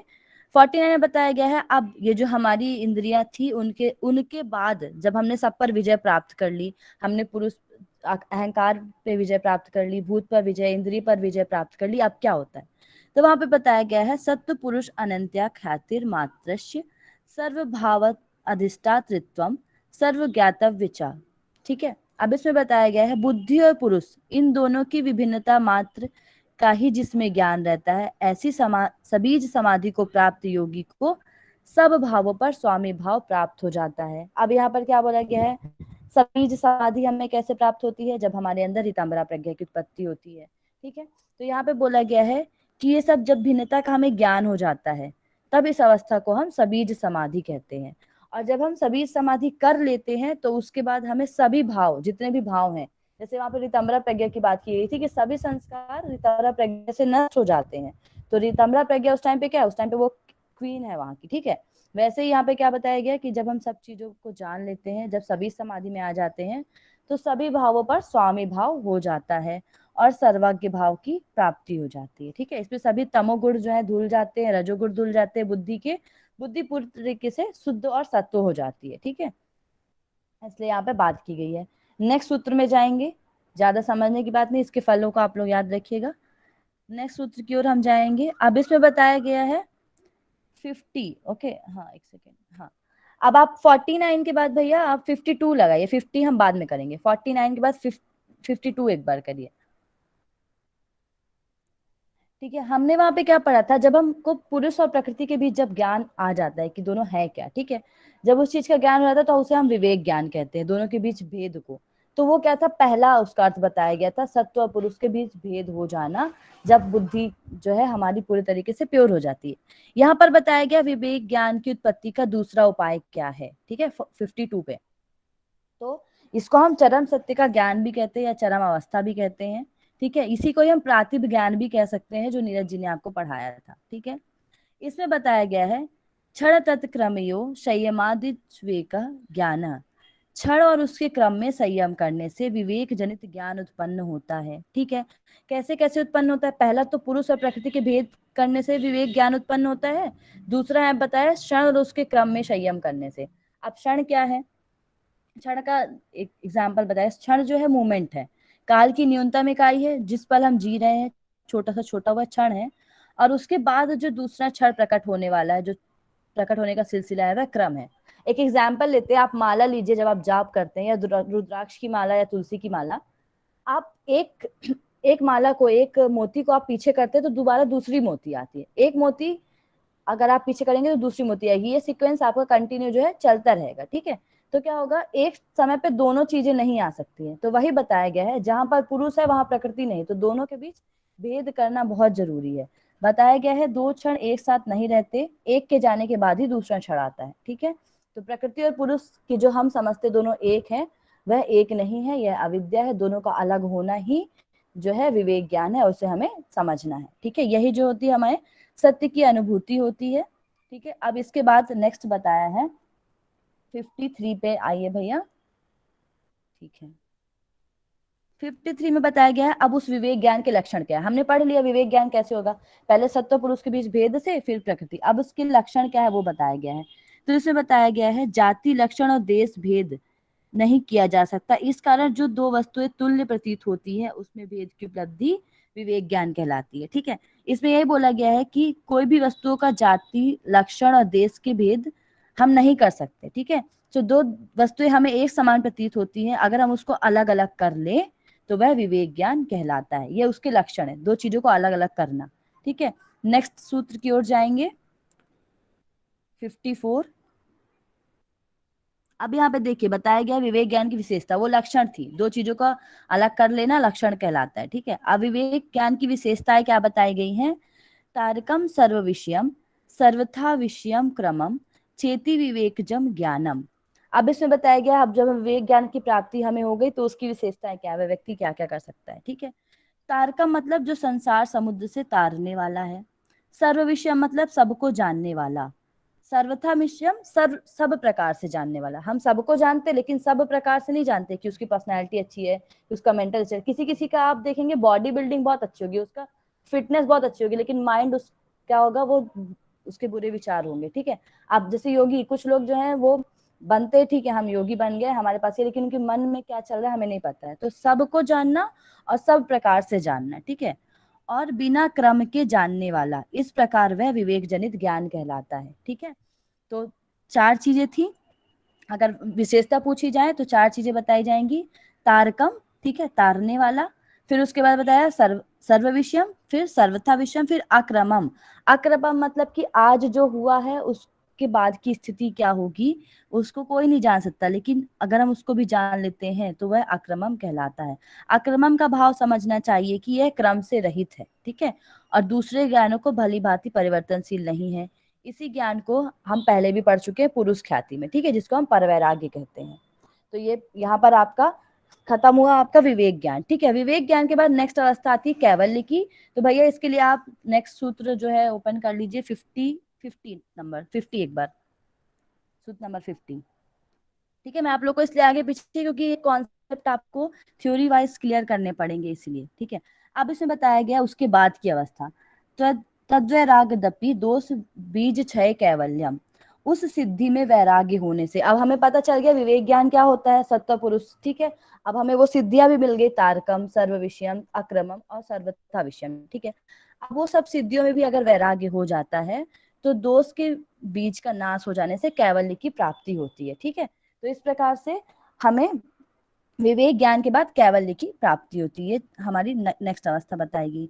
आप 51 वाला श्लोक एक बार भैया खोल ओपन करिएगा। 51 में बताया गया है कि अब जब हम कैवल्य की अवस्था में आते हैं, या फिर हम किसी अच्छे, आप JRF के स्टेट में आप जा रहे हो, आपके घर में शादी ब्याह हो गई, आपकी मम्मी बोली चलो बेटा शादी में चलते हैं, तो क्या हम चले जाते हैं, अरे हो गया एग्जाम तो अगस्त में है, एक 10-15 दिन रुक के आ जाएंगे, कुछ नहीं होता। तो हमें क्या करना है, उन बाधाओं को दूर करना है। ठीक है, जैसे हमने पढ़ा था उपनिषदों में कि क्या करते हैं यम, उनके नचिकेता के सामने बहुत तरीके से वो वर मांगते हैं जब, तो उनके सामने लुभावनी चीजें लाते हैं जिससे कि वो अपने वर से भटक जाए और सांसारिक मोहमाया में फंसे रहे। लेकिन वह क्या करते हैं, वो बहुत ज्ञानी व्यक्ति होते हैं, तो वो कहते हैं मुझे ये सब चीजें नहीं चाहिए, मुझे जानना है कि आखिर में मृत्यु के बाद होता क्या है। ठीक है, तो वही यहाँ पे बताया गया है कि हमें भले विवेक ज्ञान प्राप्त हो गया हो, हमें उस चीज पे घमंड नहीं करना है कि हम तो सब कुछ जानने वाले हो गए, हमें उसके बाद की चीजें जाननी। ठीक है, तो इसे बताया गया है स्थानीय निमंत्रण ने संगस्माकरणम पुनरष्टि निष्ठम प्रसंगात। इसमें बताया गया है लोकपाल देवताओं के बुलाने पर भी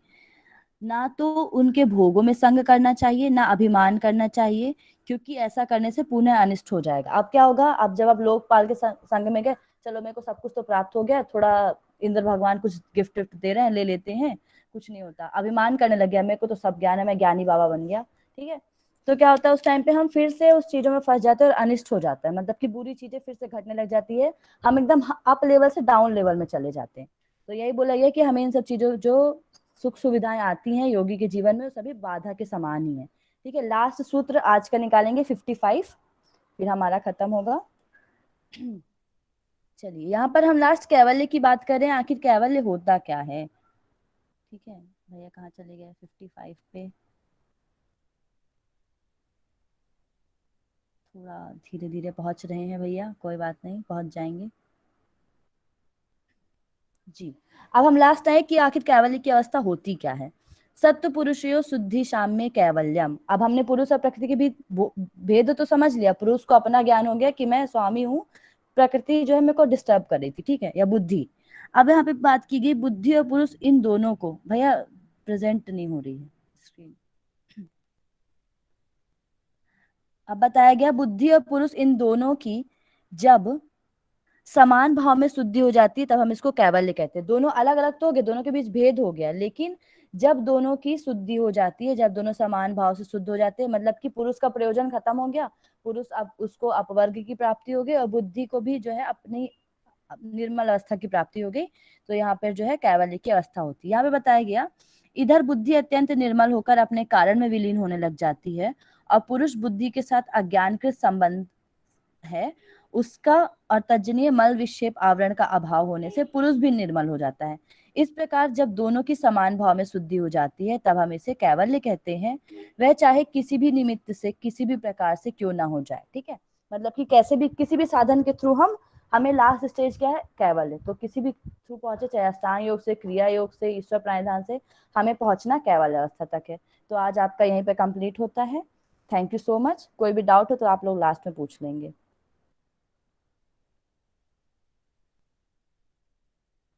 थैंक यू कुंदन भैया, आप आगे करा सकते हैं। थैंक यू मीनाक्षी जी, नीरज जी, बहुत ही अच्छा एक्सप्लेन करा आपने। तो आप लोग एक एक मिनट का टाइम है, पुशअप करके आ जाइए, थोड़ा सा है ना, घूम फिर के आ जाइए, पानी पी लीजिए। और ऐसे ही आप दोनों के सर पे शेषनाग सवार रहे हेलो। और अपने ज्ञान से हमें आह्लादित करते रहे। हेलो। Thank you. हाँ पूजा जी बोलिए। हाँ पूजा जी बोलिए। हेलो। हाँ हाँ जी बोलिए पूजा जी। आपको आवाज नहीं आ रही हम लोगों की, आवाज आप नहीं एक आ बार रही है लेफ्ट आपको, करिए। लेफ्ट करके ज्वाइन करिए आप। पूजा जी आपकी आवाज नहीं आ रही है, रिज्वाइन करें आप।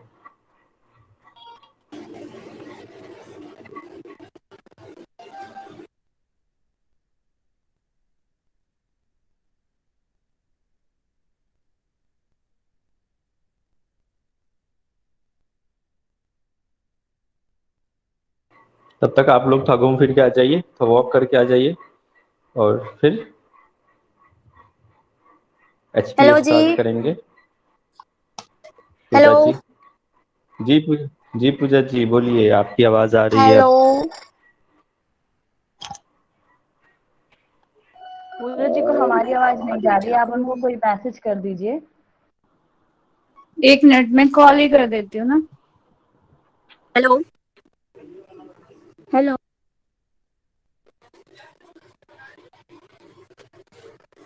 हेलो।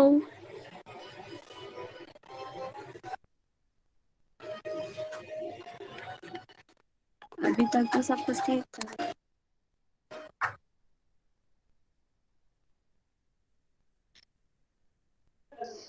हेलो। हाँ पूजा ओके। जी। नीरज जी और प्लीज, अगर आप मुझे सुन रहे हैं तो आप MDY से जुड़िए, मैं अपने अकाउंट से जुड़ती हूँ। जी जी जी जी जी जी मैं जुड़ रहा हूँ। ओके।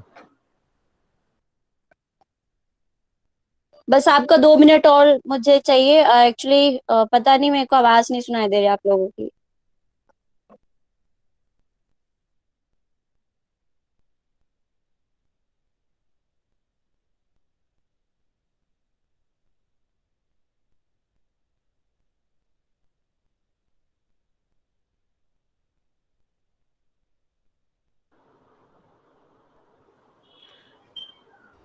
ये स्टार्ट करिए हेलो, पूजा हेलो। जी। आवाज आ रही है अब? आ रही है पूजा जी, आवाज आ रही है आपकी, स्टार्ट कीजिए। ओके, हाँ ठीक है, मैंने अपना ये लीड हटा दिया। ठीक है, अभी मुझे सुनाई दे रहा सबकी वॉइस। ओके, तो भावना जी प्लीज अभी आप स्क्रीन हाँ प्रेजेंट जी। कर दीजिए। बट या लेकिन पूजा तुम्हारी आवाज कम आ रही है। ओके, तो मुझे लीड लगाना पड़ेगा, तो उससे मुझे मेरे अच्छा आप लोग कुछ बोल रहे अभी हैं ना, मुझे ठीक है। सुनाई नहीं देगा। अभी ठीक है। यस। ओके, अभी ठीक है। हेलो। हाँ ठीक है पूजा जी, ठीक है, स्टार्ट कीजिए। आई थिंक मेरे ही हेडफोन में कोई गलती है। उसको पानी से भिगा के निकाल लीजिए, हेडफोन को पानी में डुबाइए और फिर ठीक है, मैं सॉरी, मेरी आवाज आ रही है ना, तो फिर ठीक है। कोई बात नहीं, आप लोगों की मैं वॉइस नहीं सुन पा रही हूँ, तो कोई भी मैसेज होगा तो प्लीज मुझे मैसेज से बताइएगा। ठीक है, मैं उसको रीड कर लूँ क्योंकि भावना जी प्रेजेंट करेंगे।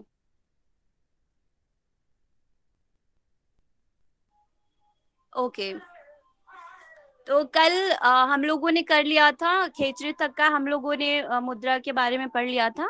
और बहुत ज्यादा हम डिटेल में नहीं जाएंगे क्योंकि बहुत मतलब श्लोकास बहुत ज्यादा थे इसमें। तो हम लोग अपना मेन मेन चीजें जो जो बताई गई हैं बस उसको फटाफट देखेंगे। और मतलब हमारा रिवीजन बेस होगा ये सारा चीज। ठीक है।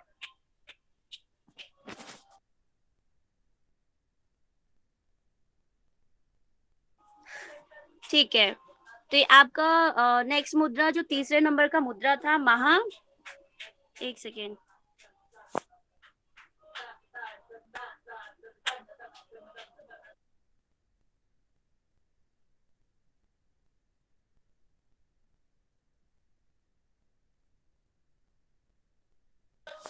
भावना जी नेक्स्ट पेज करेंगे, ये करवा दिया था सर ने।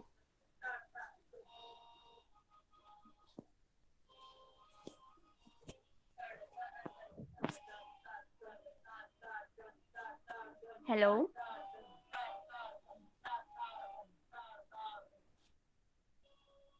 हाँ चलो कोई नहीं, हम खेचरी मुद्रा से ही करते हैं अपना, ठीक है। तो खेचरी मुद्रा में हट प्रदीपिका में बताते हैं कि ये मुद्रा जो है सर्वश्रेष्ठ है मुद्राओं में, जो हमारी 10 मुद्राएं बताई गई हैं उनमें से सर्वश्रेष्ठ बताई गई है आपकी खेचरी मुद्रा। इसको करने का टेक्निक इन्होंने बताया, जीभ को उल्टा कपाल कुहर में रखना है, यानी जीभ को उल्टा करके अपर पैलेट में लगाना होता है, ठीक है। और इसमें दृष्टि बताई गई है भूमध्य, और इसमें 3 क्रियाएं की जाती हैं,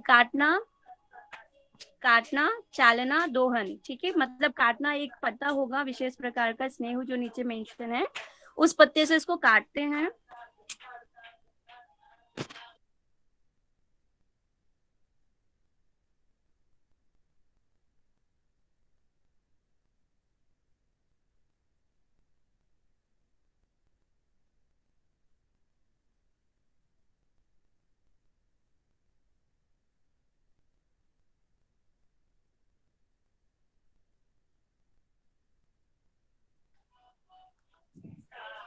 ओके, हाँ भावना जी अभी स्क्रीन मुझे दिख रहा है। हेलो पूजा जी। हाँ जी, सुनिए ना, ये ना हाँ ब्लर जी दिख रहा है यार, क्लियर नहीं दिख रहा। ओके, स्क्रीन पे दिख नहीं रहा है, क्लियर दिख रहा है किसी को?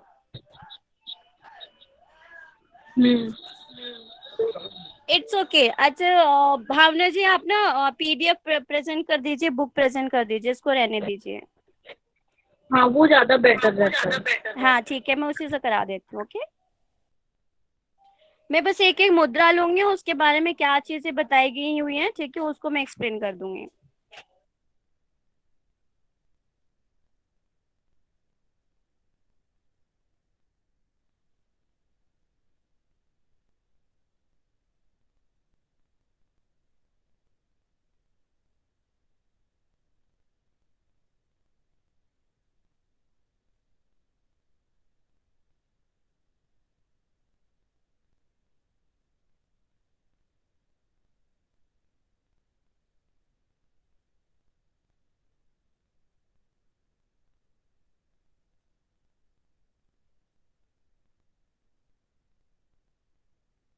हेलो पूजा। हाँ यस भावना, कहाँ से प्रेजेंट कर रहे हैं प्लीज फिर से बता दो, एक आप कॉल मुझे आ गया खेचरी था मुद्रा, इसी वजह से खेचरी डिस्टर्ब हो मुद्रा से गया। आप प्रेजेंट कीजिए, ठीक है। कहाँ से? खेचरी मुद्रा से प्रेजेंट कीजिए, और आई थिंक वो स्क्रीन पे दिख नहीं रहा मेरा वाला पीडीएफ, आप ना बुक ओके प्रेजेंट कर दीजिए। ठीक है, मैं देखती हूँ, एक सेकंड।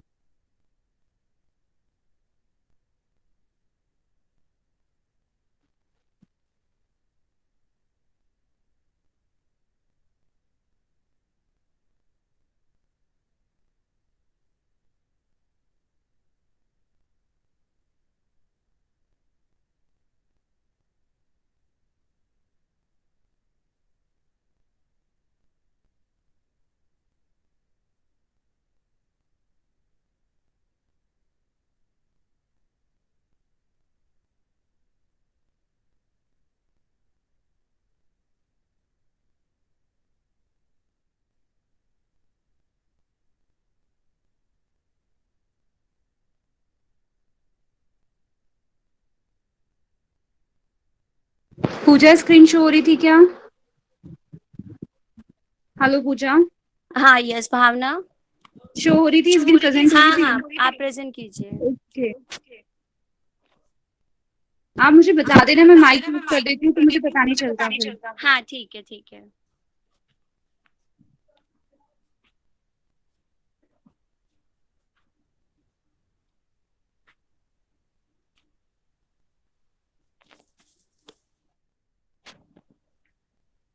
अभी सभी को स्क्रीन विजिबल है क्या? हाँ ठीक है। ओके, आपको वर्ड्स क्लियर दिख रहे हैं? जी पूजा जी। ओके ठीक है। ओके, तो हम बहुत ज्यादा डिटेल में नहीं जाएंगे, शॉर्टकट करना है, पूरा कंप्लीट करना है, ठीक है। ऑलरेडी मेरा टेक्निकल इशू की वजह से बहुत आप लोगों को दिक्कत हो गई है। तो खेचरी मुद्रा जो है आपका हठपुर दीपिका में सर्वश्रेष्ठ मुद्राओं में से एक माना गया है, ठीक है। ये खेचरी मुद्रा जो है कैसे करना होता है, इसमें जो जीभ होता है, आपका टंग है, वो कपाल कुहर में लगाते हैं, यानी अपर पैलेट अंदर की तरफ, ठीक है, उल्टा करके लेके जाते हैं। और उसमें दृष्टि याद रखना, भूमध्य दृष्टि होता है, ठीक है, कई बार पूछे जाते हैं एग्जाम में। और इसमें 3 क्रियाएं की जाती हैं, काटना, चालना और दोहन। जिसको वर्ड्स क्लियर नहीं दिख रहा वो जूम कर लेंगे, ठीक है। तो 3 क्रियाएं कैसे की जाती है, एक विशेष प्रकार का पत्ता उन्होंने बताया जो स्नेहू का पत्ता वो बोलते हैं, ठीक है। इस पत्ते से मतलब इस पत्ते के समान धार वाला आपको चीज इस्तेमाल करना है। और उससे क्या करना है, आपको धीरे धीरे अपने टंग का जो आप नीचे वाला पोर्शन देखते हैं ना, उसको हल्का हल्का आपको काटना है। कितना काटना है, एक बाल के बराबर काटना है, ठीक है। ज्यादा मना करते हैं काटने के लिए। और फिर उसमें क्या इस्तेमाल करने के लिए बताया इन्होंने, सेंधा नमक, हरण के चूड़ से जीवा का घर्षण करने के लिए आगे इन्होंने बताया, मतलब उससे घीसना है, ठीक है, कट करने के बाद। और ये 7 दिन में एवरी 7 डेज पे इसको रिपीट करने के लिए बताया है वहां पे। और जो लोग इसको मतलब 7-7 दिन के डिस्टेंस पे 6 महीने तक इसको लगातार करता है, तो इसका जीभ जो उसका उस साधक का जीभ जो होता है बड़ा हो जाता है, लंबा हो जाता है, और वो आसानी से अपनी जीभ को कपाल कुहर में प्रविष्ट कर पाता है, ठीक है। तो ये टेक्निक है, 3 चीज याद रखना, काटना, चालना, दोहन, ठीक है जी। पहले काटा उन्होंने, फिर उसको चलाया, फिर उसका दोहन करते हैं। जैसे दूध गाय पशुओं का हम लोग दूध जैसे निकालते हैं गौ माता से, तो कुछ उस तरीके से अपनी जीभ को पकड़ के दोहन किया जाता है, ठीक है। इसको वो व्योम चक्र भी कहा जाता है, ठीक है। जहां से एक सोम रस टपकता है और फिर हम जब कपाल कुहर में अपना जीभ लगाते हैं तो उस रस का पान हम करते हैं, ठीक है। व्योम चक्र के नाम से जाना जाता है। और इसका लाभ जो है खेचरी मुद्रा का, वो है विष रोग और काल मतलब विष को भी डाइजेस्ट कर जाता है। काल यानी मृत्यु, जो अकाल मृत्यु होता है वो भी मृत्यु से बच जाता है साधक। बुढ़ापा दूर होता है इससे। रोग, मरण, तंद्रा, ठीक है, निद्रा, भूख प्यास, मूर्छा, बेहोशी, ये सब दूर हो जाती हैं। रोग से पीड़ित नहीं होते हैं, कर्मों में लिप्त नहीं होते हैं, यानी जो अविद्या, अस्मिता, राग, द्वेष, अभिनिवेश हम लोगों ने साधन पाद में पढ़ा था ना, तो क्लेशों में भी लिप्त नहीं होते जो लोग खेचरी का अभ्यास करते हैं, ठीक है, और जिनको सिद्धि हो जाती है। काल भी इसको बांध नहीं पाता है। बिंदु जय, यानी जो इनका बिंदु स्राव होता है ना, बिंदु स्राव में भी कंट्रोल हो जाता है, यानी वो उस पे उसको विजय प्राप्त हो जाती है। मृत्यु पर विजय, यानी इसमें मेंशन किया गया है आधे महीने में, अगर वो लोग ठीक से प्रैक्टिस करेंगे तो आधे महीने में ही किसकी विजय हो जाती है, मृत्यु पर विजय हो जाती है, ठीक है।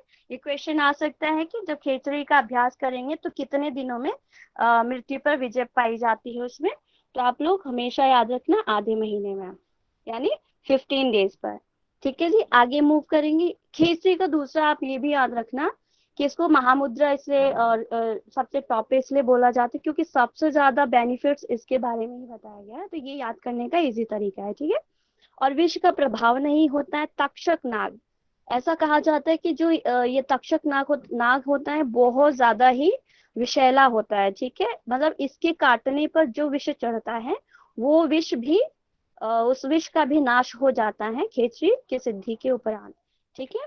अमरत्व की प्राप्ति होती है। साधक के शरीर में आत्मा नहीं छोड़ती, ठीक है।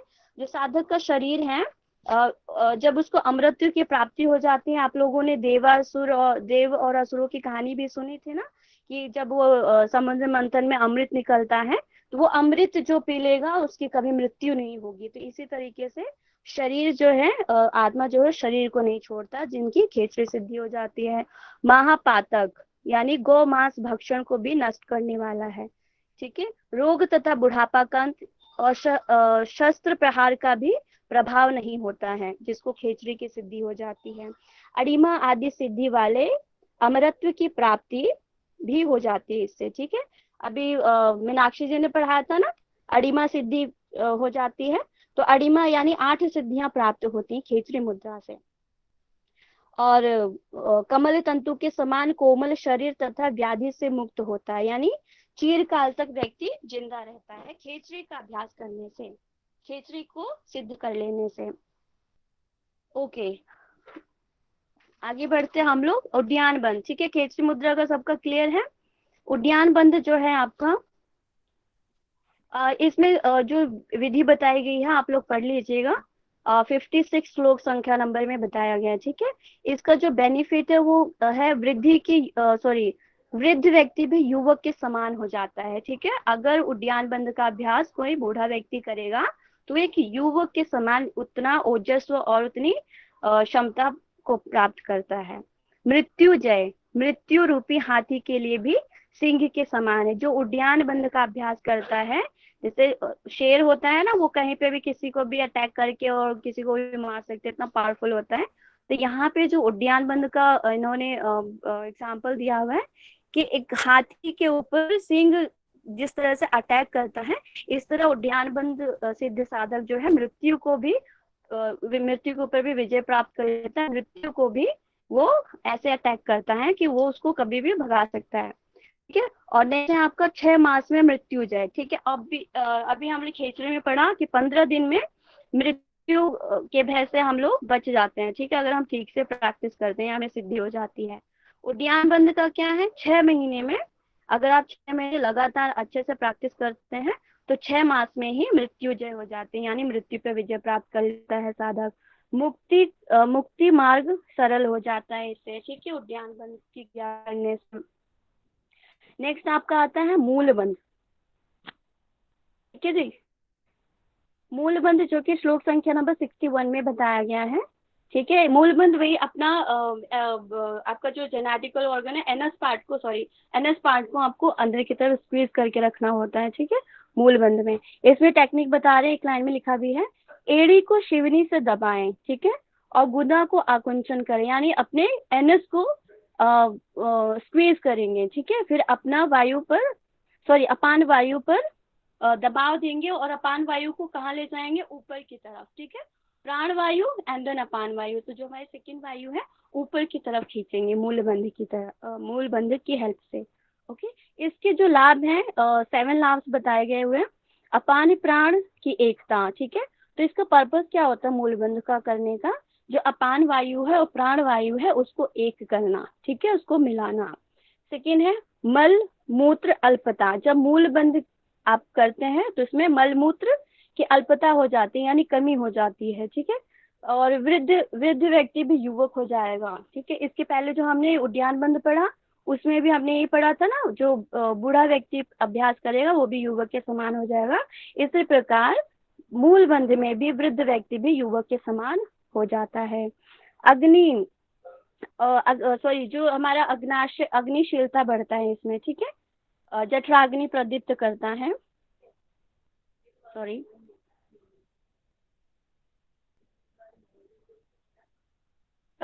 कुंडलिनी जागरण में बहुत ज्यादा उपयोगी है मूल बंध, ठीक है जी। कुंडलिनी ब्रह्म नाड़ी में प्रविष्ट होती है और इसका अभ्यास करने से क्या होता है, जो सबसे लास्ट में इन्होंने बताया, कुंडलिनी ब्रह्म नाड़ी में प्रविष्ट होती है। नेक्स्ट है आपको जो कि 7वें नंबर का है जालंधर बंध, ठीक है। जालंधर बंध सभी को पता है, कोई अनम्यूट करके मुझे बताए उसका टेक्निक इन शॉर्ट। कंठ कुंवर पे जो चोटी है उसको लगाना है अपने चेस्ट पे। Yes, very good. तो अपने चिन को अपने चेस्ट से लगाना होता है, ठीक है। और डिटेल में और अच्छे से पढ़ने के लिए आप लोग जालंधर बंध के लिए 69 श्लोक पढ़िएगा, ओके। जालंधर बंध का लाभ जो है जरा मृत्यु कंठ संबंधित रोगों को नष्ट करता है और नाड़ी समूह को बांधता है, ठीक है, और सोम स्त्राव को रोकता है, जो कि नीचे की ओर जाने वाले सोम स्त्राव यानी जठराग्नि में नहीं गिरने देता है। अभी हम लोग पढ़ेंगे विपरीत करनी में। विपरीत करनी में क्या होता है कि जो आपका सोम रस टपक रहा होता है वो जठराग्नि में जाके भस्म हो जाता है, ठीक है, वो फिर अनुपयोगी हो जाता है हमारे लिए। तो जालंधर बंध भी कुछ वही काम करता है, जो हमारा सोम रस टपक रहा होता है, जब हम जालंधर बंध अच्छे से लगाते हैं तो वो जठराग्नि में जाने से बच जाता है, ठीक है, वायु का प्रकोप नहीं होता है। और 6 वाला लाभ है इसका 16 आधारों का नियंत्रण। ठीक है, ये वाला आप लोग जरूर याद कर लेना और अच्छे से याद कर लेना। ठीक है जी, 16 हम लोग पढ़ लेते हैं एक बारी। पहला है पाँव का अंगूठा, ठीक है। दूसरा है गुल्फ, टखना, जानू, घुटना, नी, उरु, जंघा, थाई, शिवनी, योनि प्रदेश, ठीक है। और लिंग, जेनेटिकल ऑर्गन्स, नाभि, नेवल रीजन, हृदय, हार्ट, ग्रीवा आपका नेक, ठीक है, कंठ प्रदेश, ओके। फिर लंबिका यानी जीभ, आपका टंग। और फिर नेक्स्ट है आपका, ये सभी आप लोग याद कर लीजिएगा प्लीज, बहुत ज्यादा इंपॉर्टेंट है। और आपका ब्रह्मरंध्र, भ्रूमध्य, ललाट, मूर्धा, ठीक है, यानी जो ललाट का सबसे ऊपरी वाला भाग होता है। और ठीक है, ब्रह्मरंध्र मैंने बता दिया आपको, सिर का ऊपरी वाला भाग, ठीक है। ये 16 आधारों को कंट्रोल करता है। कौन करता है? हेलो,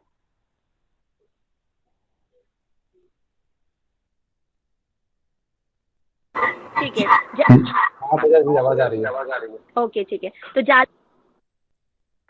जालंधर बन जो है आपके 16 आधारों को नियंत्रित करता है। ठीक है, नेक्स्ट हम आगे बढ़ते हैं विपरीत करने के लिए।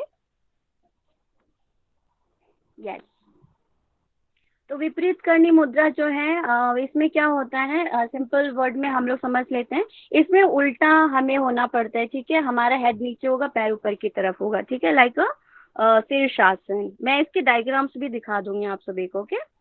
तो सौम्य मंडल से ये जो दिव्य रूप अमृत स्त्राव होता है, ठीक है, उन सबको नाभि इससे सूर्य सोख लेता है। तो जो सौम्य मंडल है यानी जो हमारा ये आज्ञा चक्र है, इधर यहाँ से सौमंडल स्रावित होता है और वो कहाँ जाता है, हमारे जठराग्नि में जाकर ये भस्म हो जाते हैं। वो उसको सूर्य की संज्ञा दी गई है और वहां पे जाने से रोकने के लिए ही ये विपरीत करनी मुद्रा का वर्णन किया है स्वात्माराम जी ने। और जब इसका नाश होता है तो इसी की वजह से ही हम बच्चे से बूढ़े होते हैं, ठीक है। और जो इसको कंट्रोल कर लेता है वो कभी बूढ़ा नहीं होता है। तो नाभि के ऊपर अभी देख लेंगे आप, नाभि के ऊपर और तालु को नीचे करने से सूर्य मंडल ऊपर और सौम्य मंडल नीचे हो जाता है, ठीक है। तो अल्टीमेटली सूर्य मंडल को ऊपर कर दिया और सोम मंडल को नीचे कर दिया इन्होंने। तो इस क्रिया को करने का अभ्यास बताते हैं स्वात्माराम जी। जठराग्नि प्रदीप्त होती है, पहला। दूसरा, 6 मास बाद ही झुर्री, बाल पकना कम हो जाता है, ठीक है। मतलब आप आप प्रैक्टिस करते हैं तो 6 मंथ के बाद से ही आपको ये सिम्टम्स नजर आएंगे कि आपके झुर्रियां खत्म होने लगती हैं और बाल का पकना भी कम हो जाता है, ठीक है जी। नेक्स्ट, थर्ड वाला इनका बेनिफिट बताते हैं। प्रतिदिन एक याम, यानी एक याम कितने मिनट का लिया जाता है? 24 मिनट का, 24 घड़ी का, ठीक है। 24 घड़ी यानी एक घड़ी में आपका 24 मिनट होता है।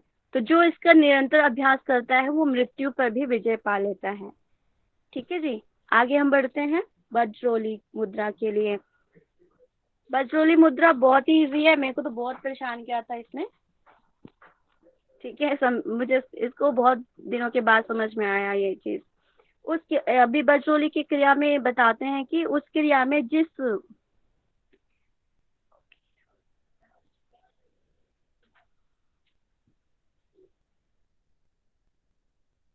सॉरी मेरा स्क्रीन थोड़ा सा आउट हो गया।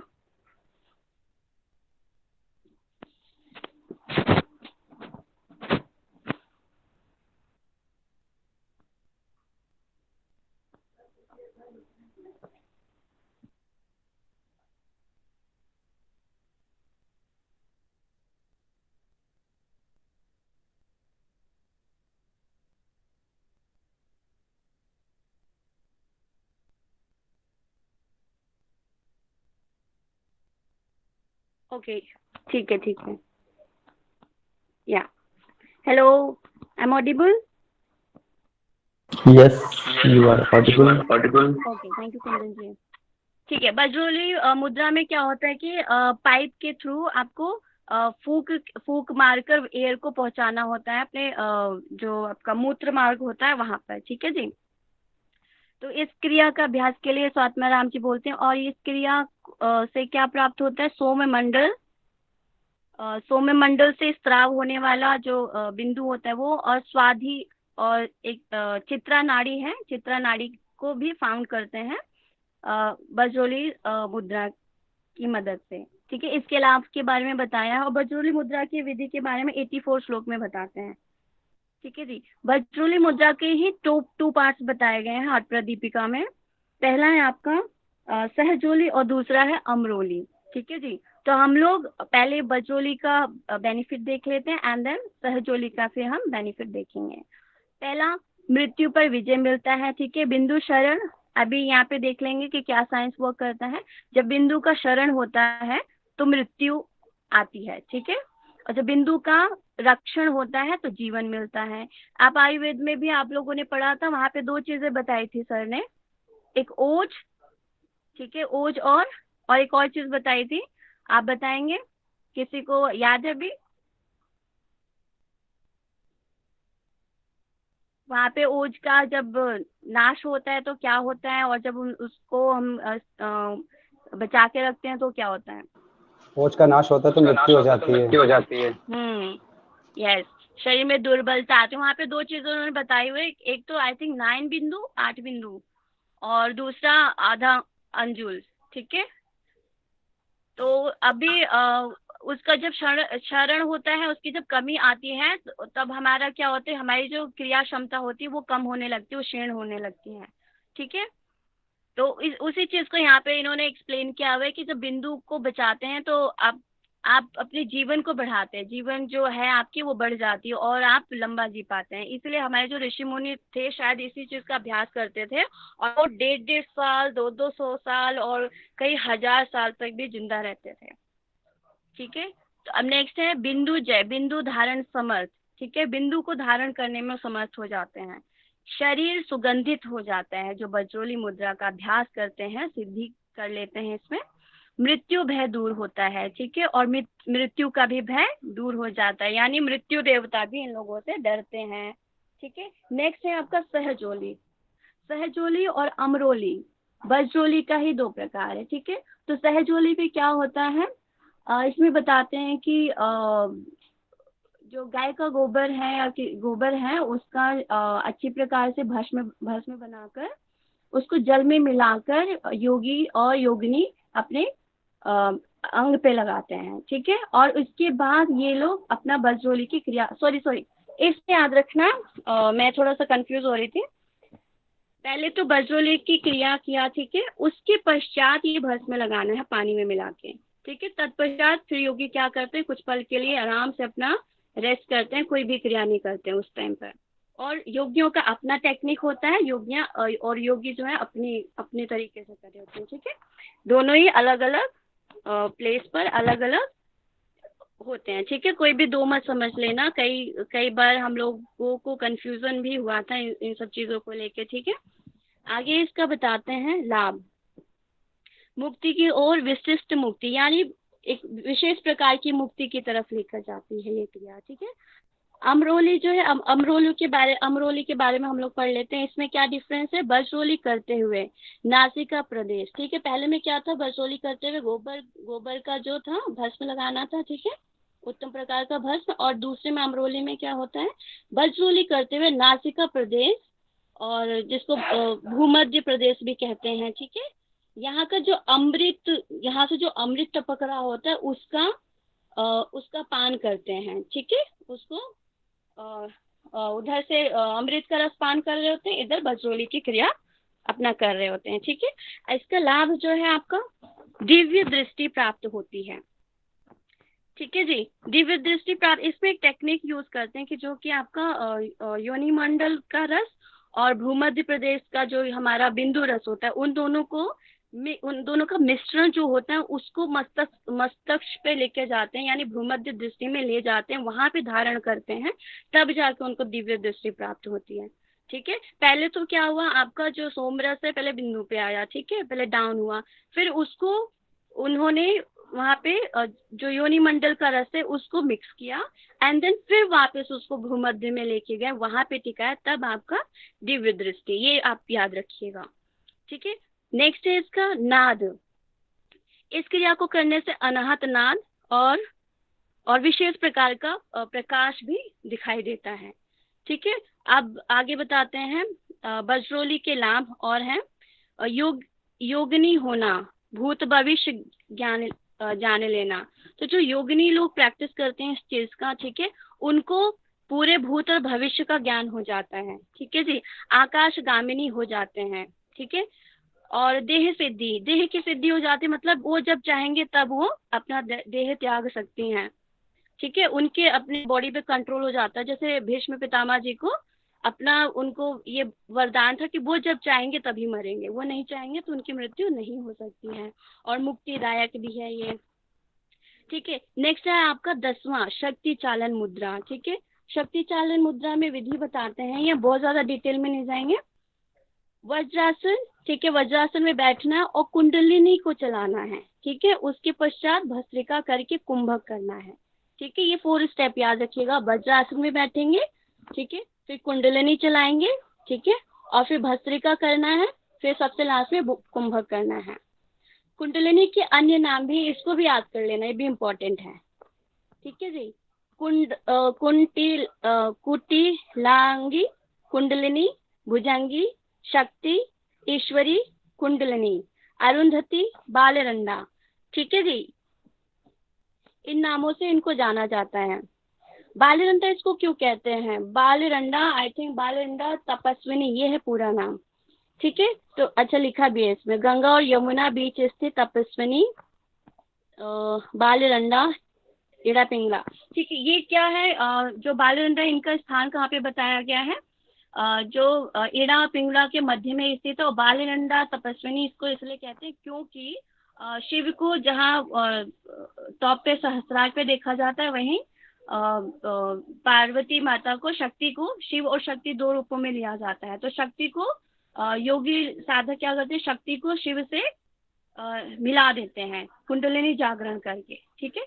जो कंद है वहां पे ये बैठे हुए होते हैं, और ये वियोग में है, वहां पे अलग है, भिन्न है, इसलिए इनको बालरंडा तपस्विनी कहा गया। और तपस्या के माध्यम से ही इनको वापस ये शिव के स्थान पे पहुंच जाते हैं, ठीक है जी।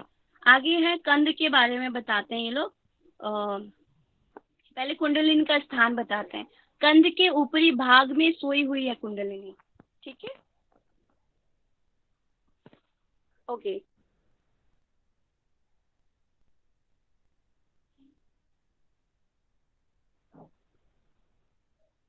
जो यहाँ पे बताया जाता है कि कंद वाले स्थान पे एक सर्प रूपी जो कुंडलिनी है वो सर्प रूपी के समान है, यानी सांप के समान है। और जब हम लोग तपस्या करते हैं या फिर मुद्राओं का अभ्यास करते हैं तो सर्प जो होता है वो मार खा के वो उठ जाती है और जग जाती है, जिससे वो क्या होता है, सुषुम्ना मार्ग में जाते हुए फिर आगे ऊपर सहस्रार में शिव के पास पहुंच जाते हैं, ठीक है। और इसमें क्या है, हाँ, कंद का स्थान यहाँ पे बताया इन्होंने मूलाधार, ठीक है। मूलाधार वाला जो स्थान है उसके 1 बित्ता नहीं है, यहाँ पे 9 बित्ता है, ठीक है जी। 9 बित्ता यानी, सॉरी, 1 बित्ता है 9 इंच है, 1 बित्ता है और 9 इंच ऊंचाई पर है, मतलब मूलाधार के 1 बित्ता की ऊंचाई पर है, और 4 अंगुल ये चौड़ा है, ठीक है। इसका ऊंचाई और चौड़ाई बताया इन्होंने। और कोमल है, सफेद तथा वस्त्र में लपटे हुए हैं, ठीक है जी। आगे इसका लाभ बताते हैं शक्तिशाली मुद्रा का। मृत्यु का भय दूर होता है, इससे रोगों से छुटकारा प्राप्त होता है, ठीक है। और मृत्यु पे जय प्राप्त हो जाती है। 72,000 नाड़ियों की शुद्धि होती है, चित्त वृत्ति नहीं भटकता है, मोक्ष द्वार का भेदन करता है, ठीक है।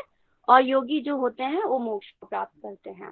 तो ये आपका यहाँ पर 10 मुद्राएं यहाँ पे समाप्त हुए। बाकी डिटेल में पढ़ना है, जानना है तो आप राहुल सर का वीडियो देखें, और बाकी जिसको शॉर्टकट में स्टडी करना है, नोट्स बनाने हैं, वो अपना ये वाला वीडियो फॉलो कर सकते हैं, ठीक है जी। और मुझे क्या बताना, हाँ, मुझे पिक्चर्स दिखाने हैं आप सभी को। प्लीज भावना जी, आप अपना ये जो हमारे आसनास के डायग्राम्स हैं ऊपर आप कर दीजिए। क्या पूछा? इसमें आसनास मेंशन नहीं है भावना? देखना पड़ेगा, एक मिनट। ओके, सॉरी, मुद्राएं।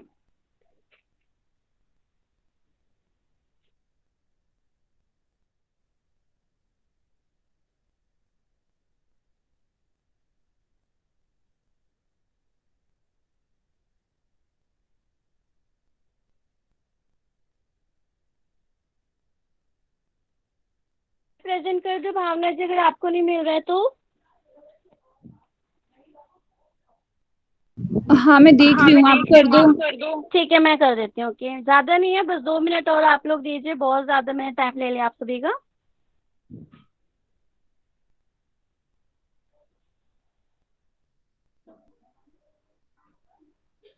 ओके,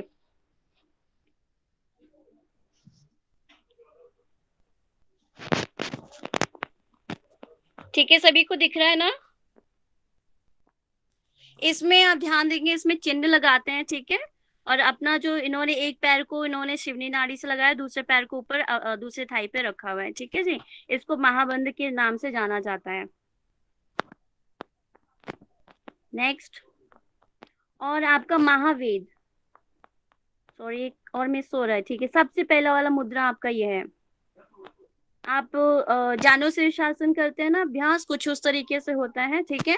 अपनी एक नाड़ी को शिवनी एक पैर को अपने शिवनी से लगाना होता है, अपने लेग को स्ट्रेट करके अपने पैरों को होल्ड करना होता है, ठीक है। इनहेल करना है, फिर जालंधर बंद लगा के आपको नीचे आगे की तरफ फॉरवर्ड होना होता है। नेक्स्ट है आपका महाबंद। महाबंद मैंने बता दिया, ठीक है जी। अब आपका महावेद होता है, इसमें आप देखेंगे कि पीछे दोनों हाथों से सपोर्ट लेते हुए, ठीक है, ये इस पोजीशन में आके अप एंड डाउन करते हैं, ठीक है। नेक्स्ट है आपका उद्यान बंद, जो है आपका खड़े होके भी होता है और बैठ के भी किया जाता है। इसमें क्या होता है, आपको नेवल रीजन को ना अपने वर्टिब्रा से लगाना होता है, अपने स्पाइन से लगाना होता है, ठीक है। मतलब पेट को बहुत पतला कर देना होता है, ठीक है जी। और इसी में कुछ पल फिर बैठ कर अभ्यास करते हैं, जो इनका रेशो दिया जाता है उसके अकॉर्डिंग। अब है आपका यहाँ पे इन्होंने जालंधर बंद के साथ उद्यान लगाया हुआ है, ठीक है। जालंधर बंद भी लगा हुआ है और उद्यान बंद भी लगा है। नेक्स्ट है आपका विपरीत करने। विपरीत करने आप देखेंगे, जो पहला वाला डायग्राम है, इसमें इन्होंने क्या किया हुआ है, अपने हाथों से अपने बटों को सपोर्ट दिया हुआ है। तो इससे क्या हो रहा है कि इनका चिन लॉक भी लग रहा है, बट प्रॉपर वे में नहीं लग रहा जितना कि आपका इसमें लग रहा है, सेकंड वाले पे उसमें पिक्चर में। तो इसमें क्या होगा कि आपका जो सोमरस है वो नीचे की तरफ रहेगा, क्योंकि जालंधर बंद लग गया ना, तो जो स्टमक पे जो भी सॉरी जठराग्नि है, वो जठराग्नि का जो सूर्य है वो वहीं पे रुक जाता है, और जो सोमरस है वो आपका गले तक ही आके रुक जाता है, ठीक है। तो इसको कहते हैं विपरीत करनी। नेक्स्ट है आपका बेसिकली आपका फर्स्ट वाला जो सूत्र में सॉरी श्लोक में मिलेगा, फर्स्ट वाला ही मिलेगा एक्सप्लेनेशन, ठीक है। बट इसको इसका जो बेनिफिट्स होते हैं बाकी इन दोनों में भी आपको देखने को मिलेगा, शीर्षासन और सर्वांगासन में भी, ठीक है। तो इन्हीं का ही ये मॉडिफिकेशन है। तो सभी का धन्यवाद, थैंक यू सो मच मुझे सुनने के लिए। कल मिलेंगे, कल है सबका क्विज होगा, ठीक है। तो सभी को टाइम से आ जाना है, और ज्यादा टाइम नहीं लेंगे हम लोग, मे बी 40 क्वेश्चंस करेंगे या फिर 30। आज का सिलेबस बहुत ज्यादा बड़ा था, इसलिए मेरे को शॉर्टकट मारना पड़ा, इसके लिए आई एम रियली सॉरी। और कोई भी दिक्कत हो, कोई भी डाउट हो, तो आप लोग पर्सनल भी पूछ सकते हैं, ठीक है। हम शांति पाठ कर लेते हैं एक बारी, और शांति मंत्र कर लेते हैं। ओके, सभी अपना कमर गर्दन सीधा करेंगे। और आज हमने कक्षा में जो भी सीखा है, जाना है, समराइज किया हुआ है पूरा सिलेबस, उसको एक बारी मन में आप आकलन कर लेंगे उसका, योग दर्शन का, हठ योग प्रदीपिका का। धीमा लंबा गहरा श्वास लेंगे, और एक बार ओम का उच्चारण।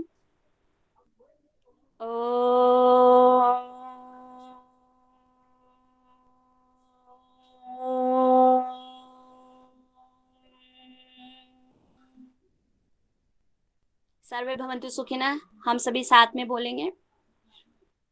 सर्वे भवन्तु सुखिनः, सर्वे सन्तु निरामया, सर्वे भद्राणि पश्यन्तु मा कश्चित् दुःखभाग् भवेत्। ओम शांति शांति शांति। सबका मंगल होए। इसी कामना के साथ आज के सेशन का हम सभी विराम करते हैं। सभी का बहुत बहुत धन्यवाद। सभी का दिन शुभ हो। मस्त रहो, हंसते रहो, जहाँ रहो व्यस्त रहो।